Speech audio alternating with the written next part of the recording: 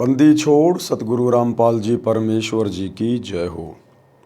परमपिता परमात्मा सारी सृष्टि के रचनहार, कुल मालिक, असंख्य ब्रह्मांडों के स्वामी, जगत गुरु, तीनों लोकों में प्रवेश करके सबका भरण पोषण करने वाले राजाधिराज, आत्माधार, नाथों के नाथ, देवों के देव, महादेव, सर्वेश्वर, महेश्वर, मृत्युंजय, अजरो अमर, आदि अनादि सनातनी प्रभु, जगत पिता जगदीश्वर, श्री श्री 1008 की उपाधि के वास्तविक अधिकारी, अकाल मूरत सौद स्वरूपी राम वासुदेव, सर्वगतम ब्रह्म, परम पूज्य, प्रथम पूज्य, परम संत, परम पुरुष, परम धनी, परम दयालु, सत्य कबीर, हक्का कबीर, अल्लाह कबीर, अल्लाह अकबर, बाखबर, अल्लाह ताला, जगत के तारणहार, जगत के मुक्तिदाता, जगत के जगन्नाथ, हारे के सहारे, हिंदुओं के राम, मुसलमानों के अल्लाह, सिखों के वाहिगुरु, ईसाइयों के मसीह, दया के सागर दयानिधि, करुणा के सागर करुणानिधि, स्वयंभू परिभू, संकट मोचन, कष्ट हरण, मंगल करण, दुख भंजन, अविगत कबीर, निर्विकार निर्विषम परमात्मा, अलय अलेख सतगुरु, आदि अनादि सतगुरु, असली मर्यादा पुरुषोत्तम, असली राम, असली कृष्ण, असली घनश्याम, असली मुरारी, राजाओं के राजा, महाराजाओं के महाराजा, शहंशाहों के शहंशाह, सम्राटों के सम्राट, भगवानों के भगवान, अल्लाहों के अल्लाह, प्रभुओं के प्रभु, मसीहों के मसीह, सच्चे वाहिगुरु, बाबाओं के बाबा, पीरों के पीर, सेठों के सेठ, जगत सेठ,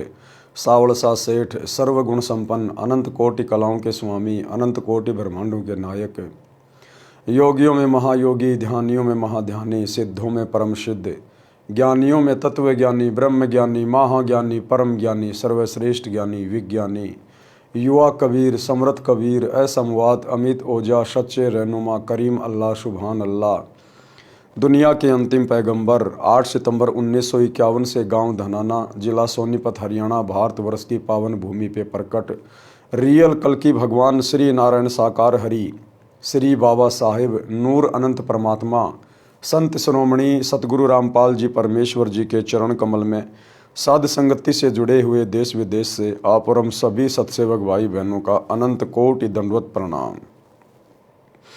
सत्साई भाई और बहनों, दया परमपिता परमेश्वर जी की, सतगुरु रामपाल जी की, जिनके विशेष आशीर्वाद से, शुभ आशीर्वाद से, उन्हीं के कर कमल से लिखित पवित्र पुस्तक जीने की राह के ऊपर वीडियो बनाने की श्रृंखला जारी है। इसी श्रृंखला में आज हमारा ये 9वें नंबर का वीडियो है। प्रत्येक वीडियो में गुरुदेव भगवान के आशीर्वाद से जगत व भगत सभी भाई बहनों को भक्ति मार्ग से संबंधित बहुत ही अच्छी अच्छी बातें सीखने और समझने को मिल रही हैं।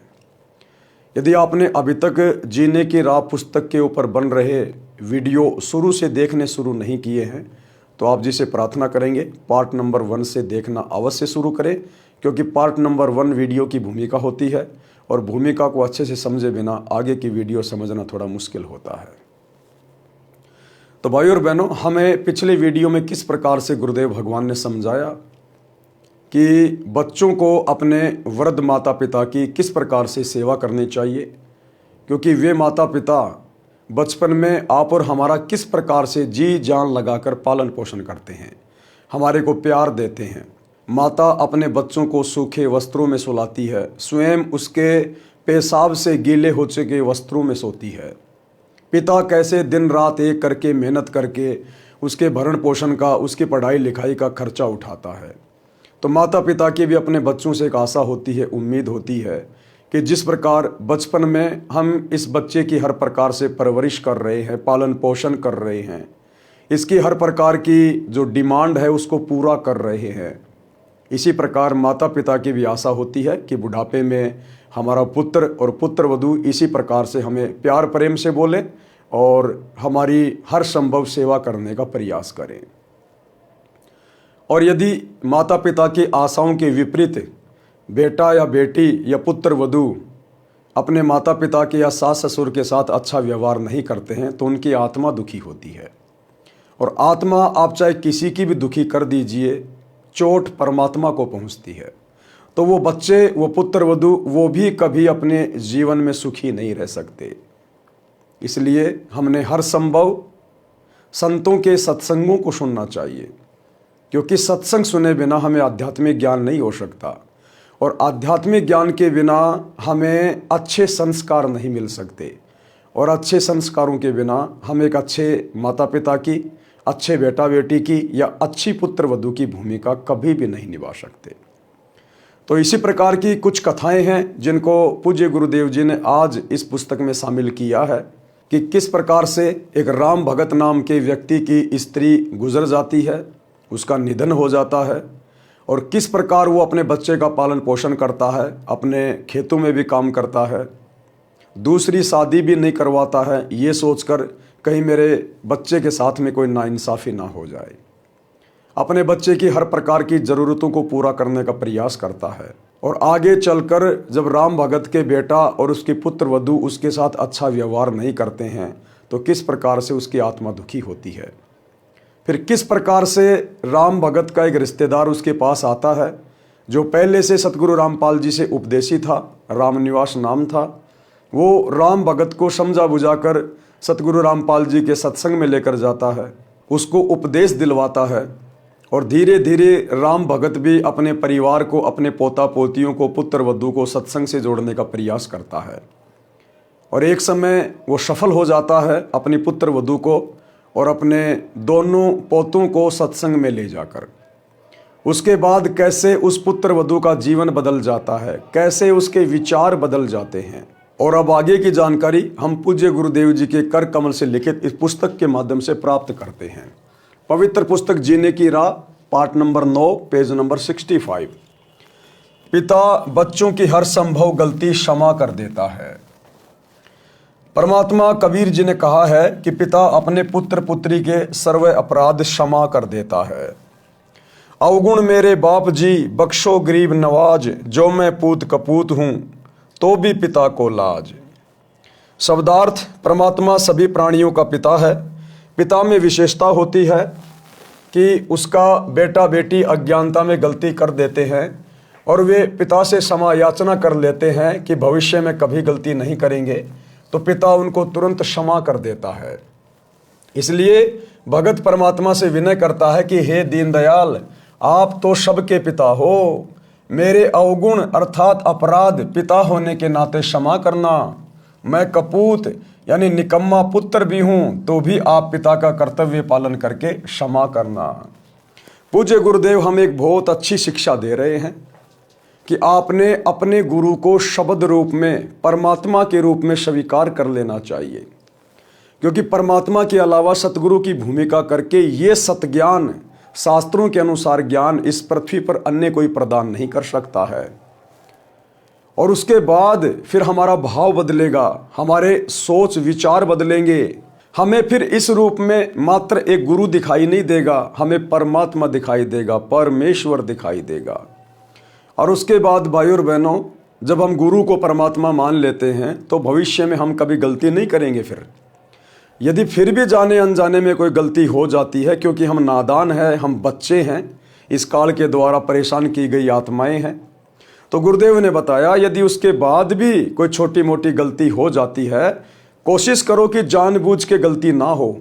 यदि फिर भी कोई जाने अनजाने में ऐसा दबाव या प्रेशर से गलती हो जाती है, तो उसके बाद आपने अपने गुरुदेव भगवान से हृदय से क्षमा याचना मांगनी चाहिए। मालिक अंतर्यामी है, वो आत्मा का साथी है, वो सर्वा है, सर्वद्रष्टा है, अंतर्यामी है। अगर आप सच्ची नीयत से, अपनी आत्मा से, अपने घर बैठे अपने दरबार साहिब के सामने परमात्मा को दंडवत करके हृदय से क्षमा मांगेंगे, तो परमात्मा आपकी उस गलती को माफ़ कर देता है, और भविष्य में फिर हम दोबारा वो गलती करने का प्रयास ना करें। इसलिए आप और हम सभी भगत भाई बहन को गुरुदेव शिक्षा देते हैं कि आत्मा और परमात्मा के बीच में कोई एजेंट नहीं होता, कोई दलाल नहीं होता, किसी प्रकार का कोई कोऑर्डिनेटर करने वाला व्यक्ति नहीं होता, क्योंकि आत्मा का डायरेक्ट संबंध परमात्मा से होता है, गुरु अंतर्यामी होता है। यदि भगत की नीयत सच्ची है, भाव श्रद्धा अच्छी है, तो परमात्मा उसकी बात सुनता है। गुरुदेव कहते हैं चीटी पायल बाजे पैर, साहिब सुनता है सब लहर। अंतर्यामी गुरुदेव भगवान तो चीटी के पैर में अगर कोई पायल बांध दी जाए, कहते हैं पहली बात तो चीटी का पैर कितना पतला, फिर उसके पैर की पायल कितनी पतली होगी, उसकी तो आवाज़ होना भी नामुमकिन है। कहते हैं परमात्मा उसको भी सुन लेता है। तो क्या अपने सच्चे मुच्चे भगत की हृदय से की गई प्रार्थना को नहीं सुनेगा? महाभारत के युद्ध में जब टटेरी पक्षी ने अपने अंडों की रक्षा के लिए परमात्मा से पुकार की, परमात्मा ने उसकी भी पुकार सुनी। बीच में कोई कोऑर्डिनेटर नहीं, बीच में कोई किसी प्रकार का एजेंट नहीं, कोई दलाल नहीं। भगत प्रहलाद ने त्रेता युग में अपने पिता के अत्याचारों से दुखी होकर परमात्मा से हृदय से प्रार्थना की। परमात्मा ने उसकी प्रार्थना सुनी, नरसिंह रूप धारण करके आए, हिरण्याकुश की छाती फाड़ी।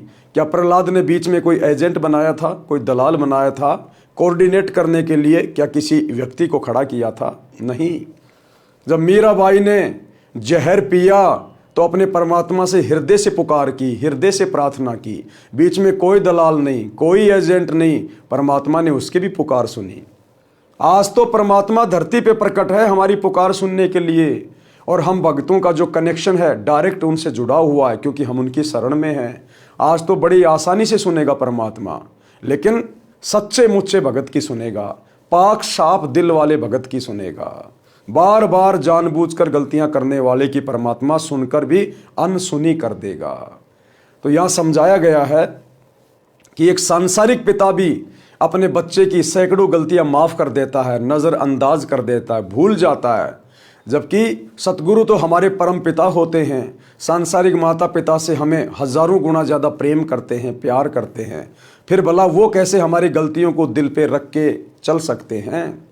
लेकिन अध्यात्म का एक नियम है भाई और बहनों, अध्यात्म में परमात्मा का काल के साथ वचन है, एग्रीमेंट है, इसलिए हमने बार बार गलतियां करने से बचना चाहिए। तो क्या बताया गुरुदेव ने? आगे हमें गुरुदेव राम भगत नामक एक भगत की कथा सुना रहे हैं। इस कथा के माध्यम से पता चलेगा कि संस्कार चाहे कितने ही बिगड़े हुए क्यों ना हो, आपका बेटा बेटी या पुत्र वधू कितने ही निकम्मे क्यों ना हो, यदि उनको सत्संग की राह पे चला दिया जाए तो सत्संग में जाने से, सतगुरु के वचन उनके कानों में पढ़ने से उनका हृदय परिवर्तित हो सकता है। आपका घर जो कलह कलेश का अड्डा बना हुआ है, आपका घर सुखी हो सकता है, स्वर्ग बन सकता है। तो परमात्मा राम भगत की कथा के माध्यम से हमें समझा रहे हैं। राम भगत की पत्नी का देहांत हो गया। उस समय उसका बेटा 3 वर्ष का था। उस व्यक्ति की रिश्तेदारी में एक घटना ऐसी घटी थी जिसने उसको झंझोर कर रख दिया। कथा इस प्रकार है। उसके मामा जी अपनी बहन यानी राम भगत की माताजी से लगभग 10 वर्ष बड़े थे। राम भगत के मामा जी थे जो राम भगत की माताजी से 10 साल बड़े थे। तो उनके जीवन में एक घटना घटी थी जिससे शिक्षा लेकर राम भगत ने दोबारा से शादी करने का विचार अपने दिलो दिमाग से त्याग दिया। मामा जी के 2 पुत्र थे। राम भगत की मामी जी का देहांत हो गया। मामा जी ने दूसरा विवाह कर लिया। दूसरी पत्नी को पुत्र हुआ। दूसरी पत्नी पहले वाली के पुत्रों से ईर्ष्या करने लगी। ये विचार किया कि 15 एकड़ जमीन है, 3 जगह बटेगी। उसने उन बच्चों को काच पीस कर दूध तथा खाने में खिला पिला दिया, जिससे दोनों की धीरे धीरे रोगी होकर मृत्यु हो गई।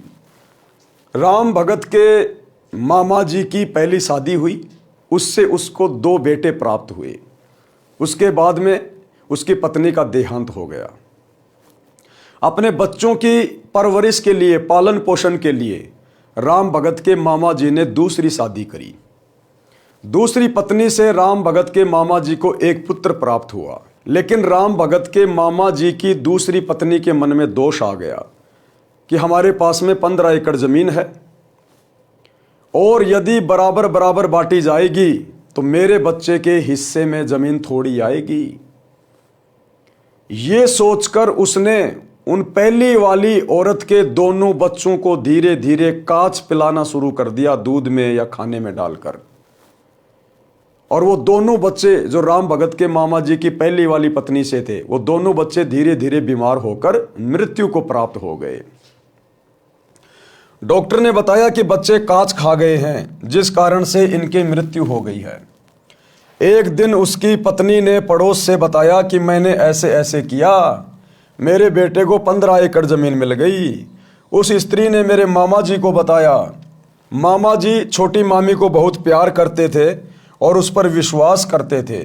उन्हें विश्वास नहीं हो रहा था। एक दिन छोटी मामी अपने भाई से बता रही थी कि मैंने ऐसे ऐसे किया, तेरे भांजे को 15 एकड़ जमीन मिल गई। एक दिन उसका भाई उसके घर पे आया हुआ था और वो अपने भाई से सारी बातें बता रही थी। उसी समय राम भगत भी अचानक से घर के खिड़की के पास में खड़ा होकर सारी बातें सुन रहा था और उसको बड़ा धक्का सा लगा कि जिस औरत पे मैं इतना विश्वास करता था उस औरत ने कैसा घटिया कर्म किया है। और उस औरत के भाई ने, जिसको वो सारी बातें बता रही थी कि तेरे भांजे को 15 एकड़ जमीन मिल गई, मैंने ऐसे ऐसे उन दोनों बच्चों को दूध में कांच पिला पिला के मार दिया, तो उसका भाई भी उसको धमका रहा है कि इस पाप को लेकर कहां जाएगी, परमात्मा के दरबार में तुझे जवाब देना पड़ेगा। तूने ऐसा कुकृत्य क्यों किया, तूने तो बहुत बड़ा जालिम कर्म किया है। ये बात मेरा मामा भी सुन रहा था क्योंकि वह खिड़की से बाहर स्वाभाविक खड़ा था। मामी का भाई बोला कि बहन तूने जुल्म कर दिया, इस पाप को कहाँ रखेगी, आज के बाद मैं तेरी शक्ल देखने भी नहीं आऊँगा। उसका भाई कोई अच्छी आत्मा का था। उसके भाई ने भी उसको धमकाया कि बहन तूने ये क्या कर दिया, आज के बाद मैं तेरी शक्ल भी नहीं देखूंगा। मामा जी का दिमाग फटने को हो गया, घर त्याग कर अपनी बहन के घर आ गया, यानी हमारे राम भगत के घर पर जीवन व्यतीत किया। कुछ वर्ष के पश्चात छोटी मामी से जन्मा वह पुत्र भी मर गया। अब ऐसी निकम्मी के खुद के पुत्र कैसे जीवित रह सकते हैं जो दूसरों के पुत्रों के साथ में ऐसा अत्याचार कर रही है। कुछ दिनों के बाद में उसका जो पुत्र था, जिसको 15 एकड़ जमीन का मालिक बनाने के लिए उसने 2 बच्चों की हत्या कर दी थी, कुछ दिनों बाद में उसका बेटा भी मर गया। वह छोटी मामी किसी के साथ भाग गई।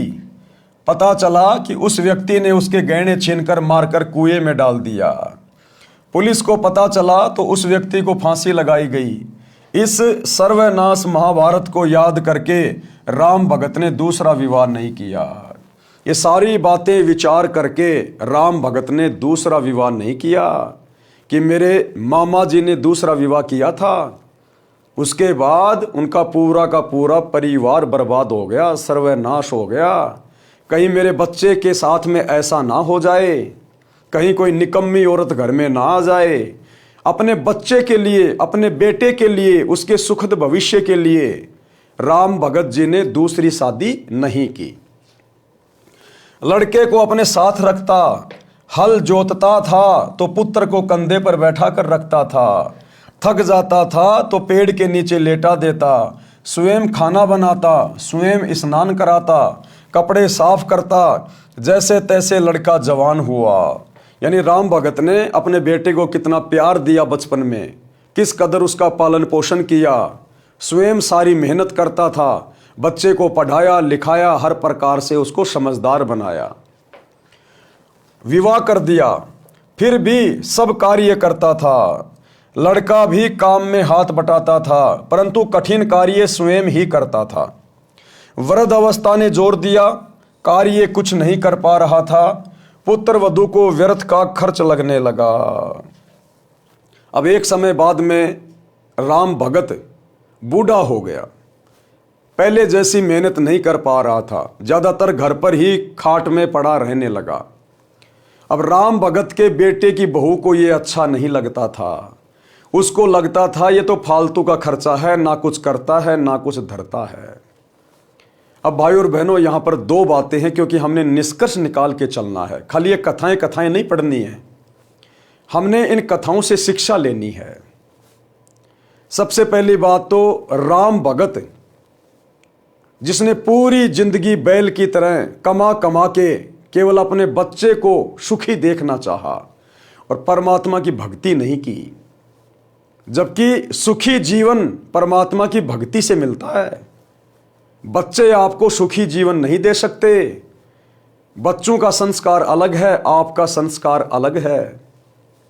अगर वो राम भगत शुरू से परमात्मा की भक्ति भी ले लेता, सतगुरुदेव भगवान से उपदेश ले लेता, तो उसके बच्चे में और उसकी पुत्र वधू में अच्छे संस्कार प्रफुल्लित होते, और अच्छे संस्कार वाले बेटा बेटी फिर अपने माता पिता को दुखी नहीं करते, उनको बोझ नहीं समझते, व्यर्थ का भार नहीं समझते उनको। और परमात्मा की अमरती है, उस प्रकार से भगत का बुढ़ापा नहीं कटता। उस भक्ति की शक्ति से परमात्मा अपने भगत को बुढ़ापे में दुखी नहीं होने देता, उसको रोगी नहीं होने देता परमात्मा।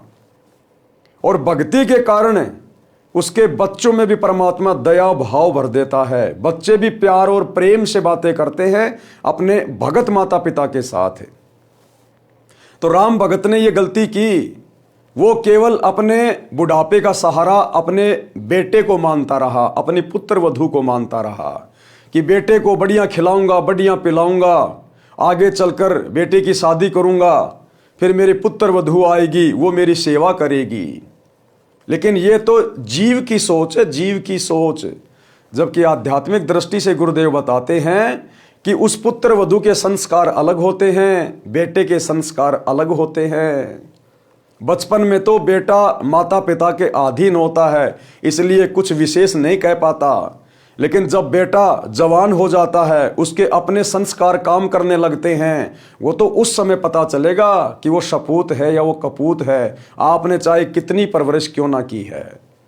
अगर संस्कारों को बदला जा सकता है तो केवल परमात्मा की भक्ति से, सतगुरु की भक्ति से, अन्यथा पढ़ाई लिखाई से कभी संस्कार नहीं बदले जा सकते हैं, और ना ही पढ़ाई लिखाई से संस्कार बनाए जा सकते हैं। तो राम भगत को यह बहुत बड़ी गलती लगी थी कि बेटा आगे चल के मेरी सेवा करेगा। और जब बेटे की शादी हो गई, बेटे की बहू घर में आ गई, और जब बुढ़ापा आया तो वो बुढ़ापा उन दोनों को खटकने लगा, बेटे को और पुत्र वधू को।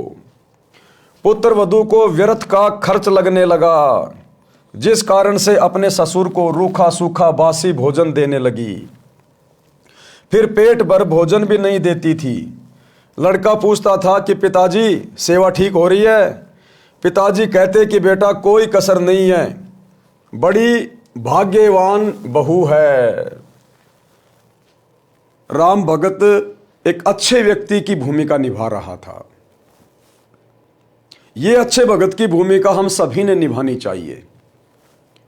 राम भगत जिस प्रकार से अपनी पुत्र वधू की बड़ाई कर रहा है अपने बेटे के आगे, उसकी कमियां नहीं बता रहा कि बेटा ये बहू तो मुझे सीधे मुंह बोलती भी नहीं है, मुझे तो पेट भर भोजन भी नहीं दे रही है, मेरे को तो ताज़ा भोजन खाए हुए कई दिन हो गए, रूखा सूखा बासी भोजन मुझे दे रही है। ये सारी बातें राम भगत ने नहीं बताई कि कहीं घर में झगड़ा ना हो जाए, मेरे बेटे को कोई टेंशन ना हो जाए। एक अच्छे पिता की भूमिका राम भगत निभा रहा था, और ये अच्छे पिता की भूमिका आगे चलकर राम भगत को कितना सुख देगी, ये भी हमें शिक्षा मिलेगी। मेरा विशेष ध्यान रखती है, ये बात बहू भी सुनती और अधिक परेशान करती कि मेरे पति को पता नहीं है। वृद्ध भी मेरी चाल से अपरिचित है। एक दिन लड़के ने देखा कि पिताजी को भोजन ठीक नहीं मिला, तो उसने पत्नी को कहा तो पाखंड करने लगी कि घर देखकर खाया जाता है, आपको घर की चिंता नहीं है, सारा घर मेरे से चल रहा है, मुझे पता है कि खर्च कैसे चलाना है। एक दिन वृद्ध को चक्कर आए और गिर गया, टांग टूट गई। राम भगत की टांग टूट गई कमजोरी के कारण, क्योंकि खाना भी भरपेट नहीं मिल पा रहा था। वैद्य ने बताया कि आहार पूरा ना मिलने से शारीरिक कमजोरी है, दूध 2 समय आधा आधा सेर पिलाओ, ताजा भोजन खिलाओ, और डॉक्टर चला गया। पत्नी ने कहा कि ऐसे तो घर का दिवाला निकल जाएगा। सत्संग की कमी से, आध्यात्मिक ज्ञान की कमी से, सतगुरु की शरण के अभाव में राम भगत के बेटे की जो बहू थी, यदि उस स्त्री के माता पिता सत्संग से जुड़े हुए होते तो अपनी बेटी को अच्छे संस्कार देते कि बेटी, जैसे आपने शादी से पहले हमारी सेवा की है, हमारे घर की इज्जत का ध्यान रखा है। इसी प्रकार से आपने शादी के बाद अपने ससुर की इज्जत का ध्यान रखना, उसके स्वास्थ्य का ध्यान रखना है। और सत्संग से जुड़ी हुई बहन बेटी, उसके हृदय में दया होती है, प्रेम भाव होता है। वो शौपन में भी किसी को, सास ससुर को या माता पिता को दुखी नहीं कर सकती है, वो स्वयं दुख उठा लेगी।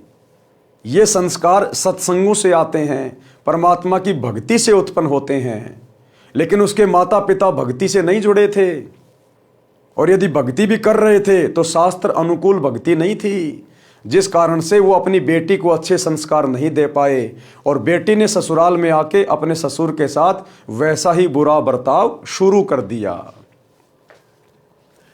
पति यानी लड़के को भी बात पसंद आई। अब राम भगत के बेटे को भी ये बात पसंद आ गई अपनी पत्नी की। जब उसकी पत्नी ने कहा कि घर देख कर चलाया जाता है, इस बुड्ढे के लिए मैं कहां से लाऊंगी अच्छा अच्छा खाना, ताजा ताजा खाना, घर देख के चलाया जाता है, ऐसे तो दिवाला निकल जाएगा घर का। तो राम भगत का बेटा भी अपनी पत्नी की बातों से सहमत हो गया। वो बेटा, जिस बेटे को राम भगत ने भगवान की भक्ति से ज्यादा महत्व दिया, जिस बेटे के ऊपर वो उम्मीद लगा के बैठा हुआ था, क्या राम भगत ने अपने बेटे को संस्कार नहीं दिए? क्या राम भगत कोई बुराई करता था? नहीं। लेकिन देखो कैसे आगे चलकर उसके बेटे के संस्कार अलग निकले और राम भगत के संस्कार अलग निकले। इसलिए परमात्मा कहते हैं संस्कार पढ़ाई लिखाई से नहीं बनाए जा सकते। माता पिता चाहे कितने संस्कारी हैं, उनके बेटा बेटी उनकी बेइज्जती का कारण बन जाते, बेइज्जती का कारण है। तो ये संस्कार हमारे पिछले जन्मों के होते हैं। इन संस्कारों को यदि कम किया जा सकता है तो केवल परमात्मा की भक्ति से किया जा सकता है। संस्कारों में परिवर्तन सच्चे सतगुरु की भक्ति से हो सकता है। तो राम भगत जिस बेटे को पाल पोस के अपने बुढ़ापे का सहारा समझ रहा था, दूसरी शादी भी नहीं की उसने, आजीवन बैल की तरह कमाता रहा। और अब वही बेटा अपने पिता से ज्यादा अपनी पत्नी को महत्व दे रहा है। पति यानी लड़के को भी बात पसंद आई, वृद्ध की कोई परवाह नहीं की। वृद्ध के ससुराल वाले चोट लगने की खबर सुनकर मिलने आए। अब राम भगत के ससुराल वाले उसको चोट लगने की खबर सुनकर उसका हालचाल जानने के लिए आए। उन्होंने पूछा कि बेटा बहू ठीक सेवा कर रहे हैं क्या? राम भगत ने कहा कि पूछो ना, ऐसे पुत्र तथा पुत्र वधू सबको दे भगवान, मेरे को कोई कष्ट नहीं होने देते। ये तो कोई कर्म की मार से चोट लग गई है। यानी भाइयों और बहनों, राम भगत तो नहीं था उस समय तक, लेकिन जो लक्षण थे उसके अंदर, जो आचार विचार व्यवहार था, वो बिल्कुल भगत वाला था। इतना सब कुछ सहन करने के बाद भी अपने बेटा और अपने बेटी को एक नंबर का बता रहा है। उनके विषय में कोई गिला शिकवा नहीं कर रहा किसी के सामने। उसी गांव में दो बहनों का विवाह हुआ था, एक का राम भगत से, दूसरी का पाड़ोस में। जब वे अपनी दूसरी लड़की के घर गए तो पता चला कि उस राम भगत की कोई सेवा नहीं हो रही है। लड़का भी निकम्मा है, ये बात ससुराल वालों के गले नहीं उतरी, क्योंकि वे राम भगत के मुख से सुनकर आए थे कि सेवा में कोई कसर नहीं है। वे कुछ समय बाद पुनः राम भगत के घर गए तो उस समय वह बासी रोटी पानी में भिगो भिगो कर खा रहा था। जब राम भगत के ससुराल वालों ने अपनी आंखों से देख लिया कि सूखी रोटी, बासी रोटी पानी में भिगो भिगो के खा रहा है, तब जाकर उनको यकीन हुआ कि इसके साथ में कैसा दुर्व्यवहार हो रहा है। इस बात को देखकर राम भगत के ससुराल वाले उसे अपने साथ अपने घर पे ले गए, जो कि सतगुरु रामपाल जी के भगत थे, क्योंकि भगत के अंदर दया भाव होती है, प्रेम भाव होता है। तो राम भगत को अपने साथ अपने घर पर ले गए। यह देखकर उनको रोना आ गया। लड़के को बुलाया तथा कहा कि तेरे को शर्म नहीं आती? पता है तेरे को कैसे पाल पोस कर बड़ा किया है? लड़के की बहू भी आ गई। दोनों बोले कि हम तो ऐसे ही सेवा करेंगे। राम भगत बोला कि आप जाओ। अब राम भगत अपने ससुराल वालों से क्या कह रहा है? राम भगत नहीं चाहता था कि मेरे बेटा बेटी को किसी प्रकार से कोई कष्ट पहुंचे, कोई दुख पहुंचे। फिर भी राम भगत कह रहा अपने ससुराल वालों से कि आप अपने घर पर जाओ, जैसा भी हूं मैं बहुत अच्छा हूं, कोई दिक्कत नहीं है। राम भगत बोला कि आप जाओ, घर में झगड़ा ना कराओ, मेरी किस्मत में जो लिखा है वह मिल रहा है, मैं अपने पुत्र को दुखी नहीं देख सकता। राम भगत की बुआ का लड़का रामनिवास सत्संगी था, यानी जो रामनिवास था, राम भगत की बुआ का लड़का था, वो सत्संगी था। रामनिवास ने सतगुरु रामपाल जी से उपदेश ले रखा था। वह राम भगत को बहुत कहता था कि आप कुछ समय भगवान की भक्ति किया करो, मेरे साथ संत के सत्संग सुनने चला करो। तो राम भगत कहता था कि मैं तो अपने बेटे की पूजा करूंगा, यह सुखी रहे, यही मेरी तमन्ना है। बुआ के लड़के ने कहा कि बेटे की पूजा पूरी हो चुकी हो तो अब भी बना ले कुछ कर्म। अब रामनिवास ने कहा कि भाई राम भगत, अगर बेटे की पूजा पूरी हो गई हो, क्योंकि बेटे की पूजा करते करते अब तेरे को प्रसाद भी मिलने लग गया, अब भी अगर तेरी आंख खुली हो और तेरे बेटे की पूजा पूरी हो गई हो तो अब भी मेरे साथ में सत्संग में चल ले, अभी भी समय बच रहा है। बुआ के लड़के ने कहा कि बेटे की पूजा पूरी हो चुकी हो तो अब भी बना ले कुछ कर्म। फिर भी यही कहा कि बेटे बहू को देख देख कर जी रहा हूं। बहुत कहने के पश्चात राम भगत अपनी बुआ के लड़के रामनिवास के साथ सत्संग में गया। अब राम भगत का भाग्य उदय हो गया, परमात्मा की दया हुई। रामनिवास भगत जी के बार बार कहने से राम भगत सतगुरु रामपाल जी के सत्संग में चला गया। फिर रामनिवास अपने घर ले गया, उसकी दवा कराई, अच्छा खाना खिलाया, कई महीने अपने पास रखा। राम भगत भक्ति पर पूरा दृढ़ हो गया, यानी 3-4 महीने रामनिवास ने राम भगत को अपने घर पे रखा, बढ़िया खिलाया पिलाया, बढ़िया सेवा करी और सत्संग में लेके जाता, ज़्यादा ज़्यादा उसको सत्संग सुनाता, उपदेश दिला दिया, वो अपना मंत्र जाप करने लगा। धीरे धीरे सतगुरु की भक्ति की शक्ति उसके अंदर समावेश होने लगी। तो फिर एक दिन राम भगत वापस अपने घर को चला। राम भगत भक्ति पर पूरा दृढ़ हो गया। घर पर गया तो बच्चों से कहा कि बेटा बेटी पुत्र वधू, आज तक मैंने आपसे कुछ नहीं मांगा, आज एक भीख मांग रहा हूं, आप मेरे साथ सत्संग में एक बार चलो। उन्होंने कहा कि पीछे से पशुओं तथा बच्चों को कौन संभालेगा? राम भगत ने कहा कि बेटा घर पर रह जाएगा, बेटी तथा पोता पोती मेरे साथ चलो। ऐसा ही किया। जब उस पुत्र वधू ने सत्संग के वचन सुने, वहां आने वाले सब भक्तों की सेवा पुराने भगत भगतमती ऐसे कर रहे थे जैसे विशेष मेहमानों की सेवा करते हैं। वृद्ध, रोगी, अपंग श्रद्धालुओं की भी विशेष सेवा कर रहे थे। सत्संग में यह बताया जाता है कि जीव पर दया बनाए रखने से परमात्मा प्रसन्न होता है। दुखियों, असहायों की सहायता करना मानव मात्र का परम कर्तव्य है। अब राम भगत के पुत्र वधू का भी भाग्य उदय हो गया। सबसे पहले परमात्मा ने राम भगत को पकड़ा, अपनी शरण में लिया। राम भगत के माध्यम से फिर उसके परिवार को भी अपनी शरण में ले लिया। वो बेटे की बहू और उसके पोते पोती सत्संग में चले गए। अब बेटे की बहू ने सत्संग में जाने के बाद देखा कि यहाँ आपस में भगत भाई बहन किस तरह प्यार प्रेम से रहते हैं। कोई रोगी आ रहा है, कोई बूढ़ा है, कोई अपंग है, और दूसरे जो युवा भगत हैं, भगतमती हैं, वो उनकी सेवा कर रहे हैं जैसे अपने खुद के माता पिता हों। उनको भोजन ला के दे रहे, उनके कपड़े धो रहे हैं। कोई किसी से क्रोध नहीं करता, कोई किसी से गुस्से में बात नहीं कर रहा। और फिर गुरुदेव के सत्संग सुने। परमात्मा ने सत्संगों में बताया कि जीव के ऊपर दया रखनी चाहिए, यानी हम सब जीव हैं, सास ससुर माता पिता सब जीव हैं। तो सच्चे सतगुरु के सत्संग कान के द्वारा जब अंदर गए तो आत्मा में परिवर्तन होना शुरू हो गया। सत्संग में जाकर उन्हें बहुत अच्छा लगा, बहुत कुछ उन्होंने सीखा। परमात्मा कहते हैं दया धर्म का मूल है, पाप मूल अभिमान, कहे कबीर दयावान के पास रहे भगवान।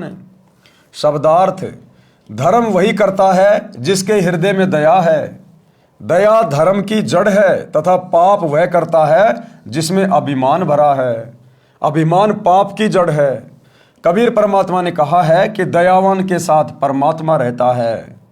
यानी जब हम भक्ति करेंगे, भगत बन जाएंगे, तो हमारे अंदर दया भाव उत्पन्न होगा, हम दयावान बन जाएंगे, और ऐसे भक्तों के साथ में, ऐसी आत्माओं के साथ में फिर सदा परमात्मा रहता है। और परमात्मा जिसके साथ में हो लिया, फिर उसको कष्ट कैसा, उसको दुख कैसा, फिर अभिमानी के पास नहीं रहता। राम भगत की पुत्र वधू जिस भगतमती के पास बैठी थी, वह बोली कि बहन आप भी कुछ सेवा कर लो। सत्संग वचन, अब गुरुदेव के सत्संगों में क्या बताया गया, राम भगत के पुत्र वधू ने क्या सुना अपने गुरुदेव के मुख कमल से जब सत्संग सुनाया जा रहा था। यानी सतगुरु रामपाल जी भगवान ने सत्संग में क्या बताया। गुरुदेव जी बताते हैं कि जो सेवा भक्ति करेगा उसी को फल मिलेगा। मैं भोजन खाऊंगा तो मेरा पेट भरेगा, आप खाओगे तो आपका पेट भरेगा। सब प्राणी परमात्मा के बच्चे हैं। इस 21 ब्रह्मांड में जितनी भी आत्माएं हैं, जिन जिन शरीरों में हैं, जिन जिन योनियों में हैं, गधे, कुत्ते, सुअर, कीट, पतंग, बैल, मक्खी, मच्छर, इंसान, स्त्री, पुरुष, ये सब परमात्मा की आत्मा है, परमात्मा के बच्चे हैं। आपको सृष्टि रचना से पता चलेगा हम यहाँ पर क्यों आके फंसे हैं, क्यों हम जन्म रहे हैं, क्यों मर रहे हैं, क्यों कष्ट उठा रहे हैं, क्यों 84 लाख योनियों में महाकष्ट भोग रहे हैं। तो हम सभी आत्माएं परमात्मा की हैं। सब प्राणी परमात्मा के बच्चे हैं। आप धनी के बच्चे समझकर सेवा करो। जैसे एक धनी की लड़की 8-9 वर्ष की थी, उसकी देखरेख के लिए एक नौकरानी रखी थी। वह उस लड़की को गर्मियों में स्कूल छोड़ने जाती थी, तो उस लड़की के ऊपर छाते यानी छतरी से छाया करके चलती थी, खुद धूप सहन करती थी, जिससे धनी खुश रहता था और नौकरानी को तनख्वाह देता था। आप सब ये विचार करके अपने पराइयों का ध्यान रखें, चाहे सास ससुर हो, चाहे कोई भी हो।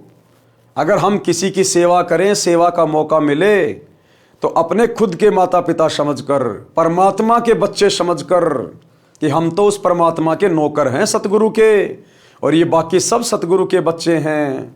और सतगुरु अंतर्यामी है, सब कुछ देख रहा है, हमारे आचार विचार व्यवहार को, हमारी सेवा बंदगी को वो अंतर्यामी हर समय देखता रहता है। सास ससुर की सेवा, छोटे बड़े की सेवा, सबका सम्मान करना आप जी का परम कर्तव्य है। यदि आप अपने सास ससुर, माता पिता या अन्य आश्रितों की सेवा करोगे, तो परमात्मा आपकी सेवा का प्रबंध करेगा। आप अपने छोटे बड़े बच्चों को भी सत्संग में साथ लाया करो। बच्चों में भी छोटे बड़ों की सेवा करने, अच्छा व्यवहार करने के संस्कार पड़ेंगे। वे बच्चे बड़े होकर आपकी, यानी जब आप बूढ़े हो जाओगे तब भी ऐसे ही सेवा करेंगे। क्यों? क्योंकि उन बच्चों ने बचपन से वही चीजें देखी हैं कि सत्संग में कैसे बड़े बूढ़ों की सेवा की जाती है, घर में मेरे माता पिता कैसे मेरे दादा दादी की सेवा कर रहे हैं, तो बच्चे में फिर वही गुण विकसित होने लग जाते हैं। जैसे बेटी एक बाप माँ को छोड़कर नए माता यानी सास पिता ससुर के पास जाती है, यानी पीहर से कोई लड़की जब ससुराल जाती है तो नए माता पिता के पास जाती है। अब जन्म के माता पिता तो इतने ही साथी थे, उन्होंने पाल पोस कर नए माता पिता को सौंप दिया। सास ससुर का कर्तव्य है कि आने वाली बेटी को अपनी बेटी की तरह प्यार दें। भेदभाव शौपन में भी नई बेटी वह अपनी जन्म की बेटी में ना करें, जो झगड़े की जड़ है। पुत्र वधू को चाहिए कि नए घर की परिस्थितियों के अनुसार अपने आप को ढाले, माँ के घर वाले बर्ताव को कम प्रयोग करे। यानी ससुराल में जाने के बाद पहले माता के घर में पीहर में हम जो मर्जी किया करते थे, छोटा मोटा लड़ाई झगड़ा कर लिया करते थे, किसी चीज़ के लिए जिद पकड़ के बैठ जाया करते थे। तो गुरुदेव कह रहे ससुराल में जाने के बाद अपने व्यवहार में भी बदलाव लाना चाहिए। अब पुत्र वधू का घर परिवार यही ससुराल है। शिक्षा कथा, अब गुरुदेव ने सत्संग में फिर ये क्या और शिक्षा दी, एक नई कथा बताई यानी राम भगत की और उसके परिवार की जो कथा है वो तो चल ही रही है। जब राम भगत की पुत्र वधू वहां आई, उसने देखा, सेवा भाव देखा, और उसके बाद जब गुरुदेव सत्संग करने लगे तो सत्संग में गुरुदेव ने और किस कथा का जिक्र किया? शिक्षा कथा। एक पुत्र वधू अपनी सास को बहुत दुखी रखती थी। उसको फटे हुए मिट्टी के घड़े के टुकड़े यानी ठीकरे में भोजन खिलाती थी। एक पुत्र वधू थी, वो अपनी सास को बहुत ज़्यादा दुखी करती थी। और जैसे मटका वगैरह फूट जाता है, पहले के समय में जब कोई मटका वगैरह फूट जाता था तो उसमें जो है कुत्तों को छाछ वगैरह रखा करते थे। तो वो पुत्र वधू अपनी सास को उस टूटे हुए ठीकरे में यानी उस मटके के फूटे हुए टुकड़े में खाना खिलाती थी, जैसे कुत्तों को खिलाते हैं। कभी कभी साफ करती थी। उसके लड़के का विवाह हुआ। कुछ समय उपरांत सास की मृत्यु हो गई। तब वह अपनी पुत्र वधू से बोली कि इस ठीकरे को फोड़कर बाहर फेंक दे। कुछ समय बाद में उस औरत का लड़का बड़ा हो गया, उसकी शादी हो गई, उसके बेटे की बहू घर आ गई। उधर से उसकी सासू मर गई, जिसके साथ वो अच्छा व्यवहार नहीं करती थी। जब सासू मर गई तो उस स्त्री ने अपने बेटे की बहू से कहा कि इस ठीकरे को बाहर जाके फोड़ दे। तो उस पुत्र वधू ने कहा कि फोड़ूंगी नहीं, मैं इसको बाहर जाके फोड़ूंगी नहीं, इसको तो मैं संभाल के रखूंगी। कल को तू भी तो बूढ़ी होगी, और जब तू बूढ़ी हो जाएगी तो तेरे को भी तो इसी ठीकरे में भोजन खिलाऊंगी। वो पुत्र वधू बहुत समझदार थी। वो सतगुरु रामपाल जी से उपदेश प्राप्त थी। वो ऐसा उसके साथ करना नहीं चाहती थी, लेकिन अपनी सास को शिक्षा देनी चाहती थी कि तूने कितना जुल्म किया है अपनी सास के साथ में। तो उसने कहा कि इसको फोड़ूंगी नहीं, कल को तू भी तो बुढ़िया होगी, तेरे को भी इसी ठीकरे में भोजन डाल के दिया करूंगी। तब वह अपनी पुत्र वधू से बोली कि इस ठीकरे को फोड़कर बाहर फेंक दो। वह पुत्र वधू बोली कि सास जी, आपको भी इसी ठीकरे में भोजन दिया करूंगी, आपने बड़े जुल्म उस बुढ़िया के साथ किए हैं। तब वह अपनी गलती को समझकर बहुत रोई। पुत्र वधू बुद्धिमान थी, शाम तक उस ठीकरे को नहीं फोड़ा। उसकी सास को वह ठीकरा दुश्मन दिखाई देने लगा। पुत्र वधू ने कहा कि माता जी, मैंने सत्संग सुने, मैं अपने कर्म खराब नहीं करूंगी। ये कहकर ठीकरा फोड़ दिया। पाप कर्म के कारण सास को कैंसर का रोग हो गया।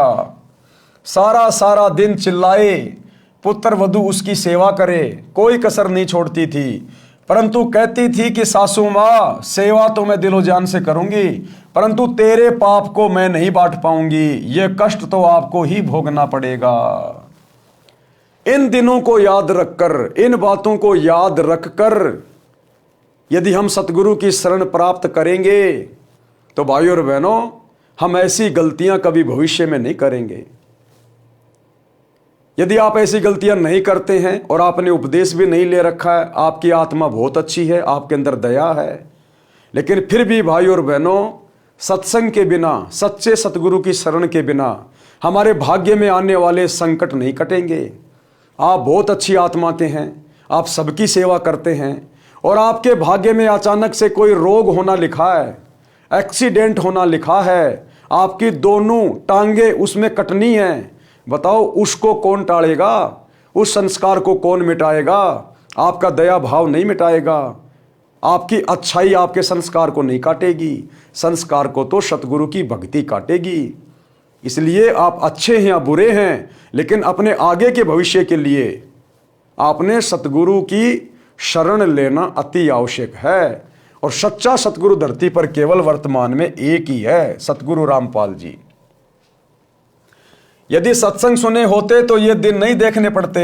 अब वो पुत्र वधू अपनी सास को समझा रही है, जिसको कैंसर हो गया था, बहुत ज्यादा रोती थी, चिल्लाती थी, पीड़ा भोग रही थी।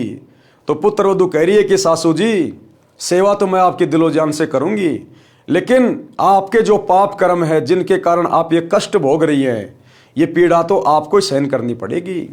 अगर समय रहते जाग जाती, संत के सत्संग में जाती, थोड़ी बहुत भक्ति करती तो अपनी सासू की भी सेवा करती डर के भगवान से कि आज इसकी सेवा मैं नहीं करूंगी तो कल को मेरी कौन करेगा, तो ये पाप कर्म करने से बच जाती। तो साथ में वो अपनी सासू को भी समझाती थी। यदि सत्संग सुने होते तो ये दिन नहीं देखने पड़ते। तब उस जालिम औरत ने कहा कि बेटी, मैं महापापणी हूं, क्या मेरा भी उद्धार हो सकता है? मैं भी दीक्षा लेना चाहती हूं। लड़की सत्संगी घर की थी, उसको पता था कि दीक्षा लेकर भक्ति करने से पाप कर्म नष्ट होते हैं। आप चाहे कितने ही घोर पापी हैं, आपने कितने जुल्म कर रखे हैं, यदि आप अंत में उनका प्रायश्चित करके और सच्चे सतगुरु की शरण में आ जाते हैं तो सतगुरु आपके उन पाप कर्मों को धीरे धीरे नष्ट करना शुरू कर देते हैं। उसको पता था कि दीक्षा लेकर भक्ति करने से पाप कर्म नष्ट होते हैं।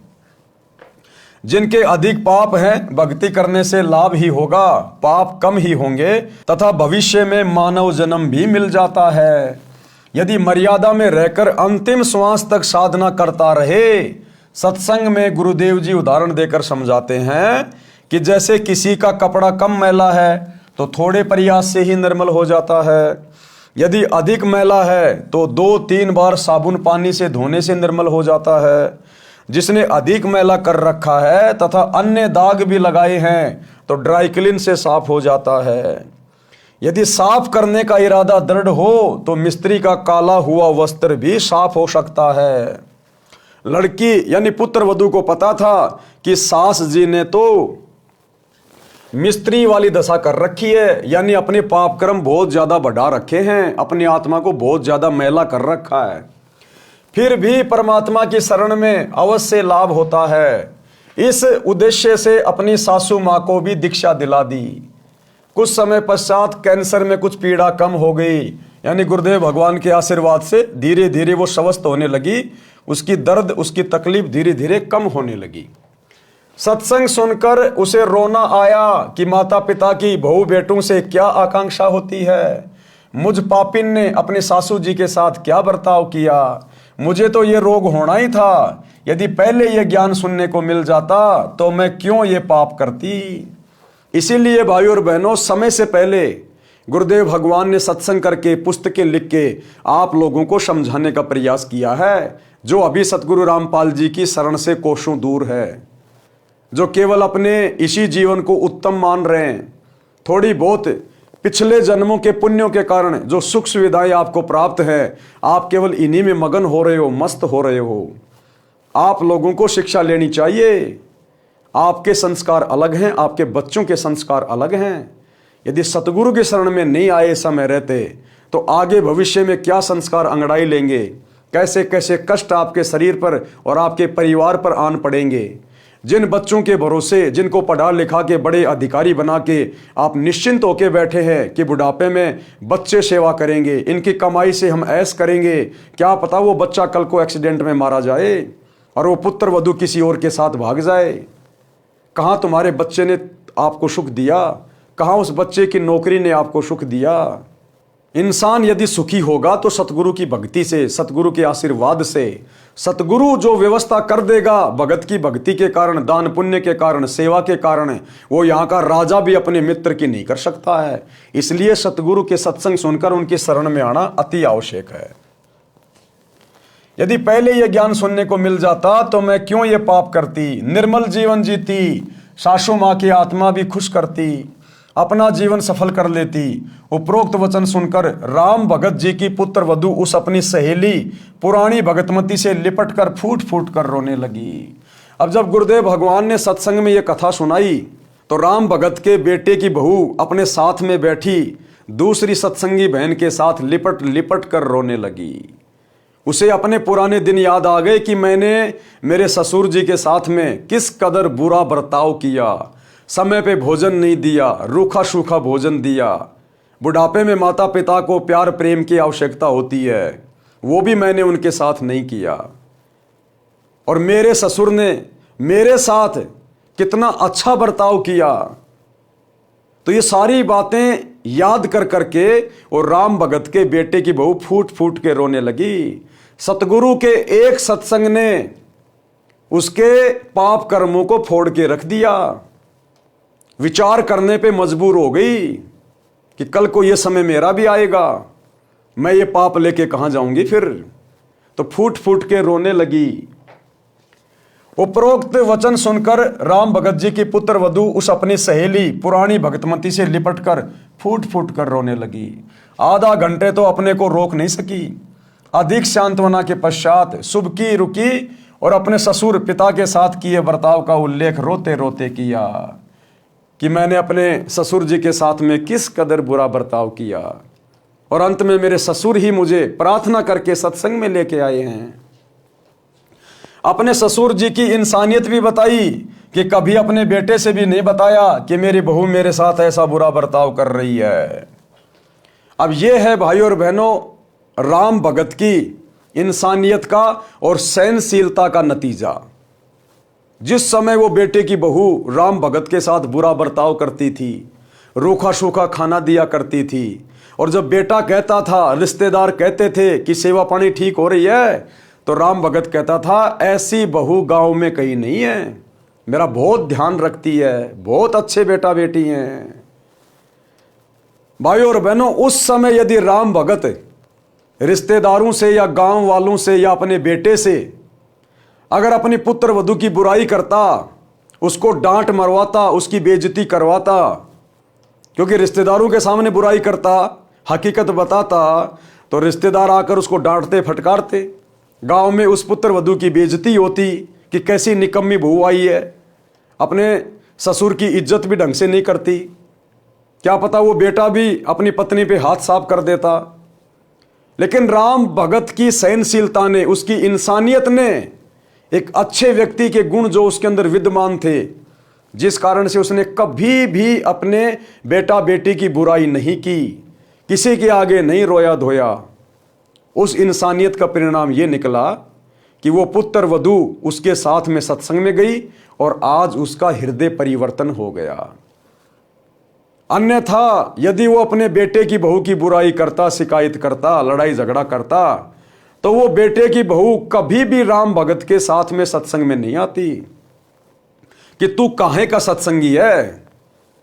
अरे सत्संगियों को तो हमने सुना है अपने गुरु पे विश्वास होता है, भक्ति पे विश्वास होता है, और तू तो सारा दिन मेरी निंदा चुगली, मेरी बुराई करने से बाज नहीं आ रहा। 24 घंटे हमारे घर में तू झगड़ा रखता है।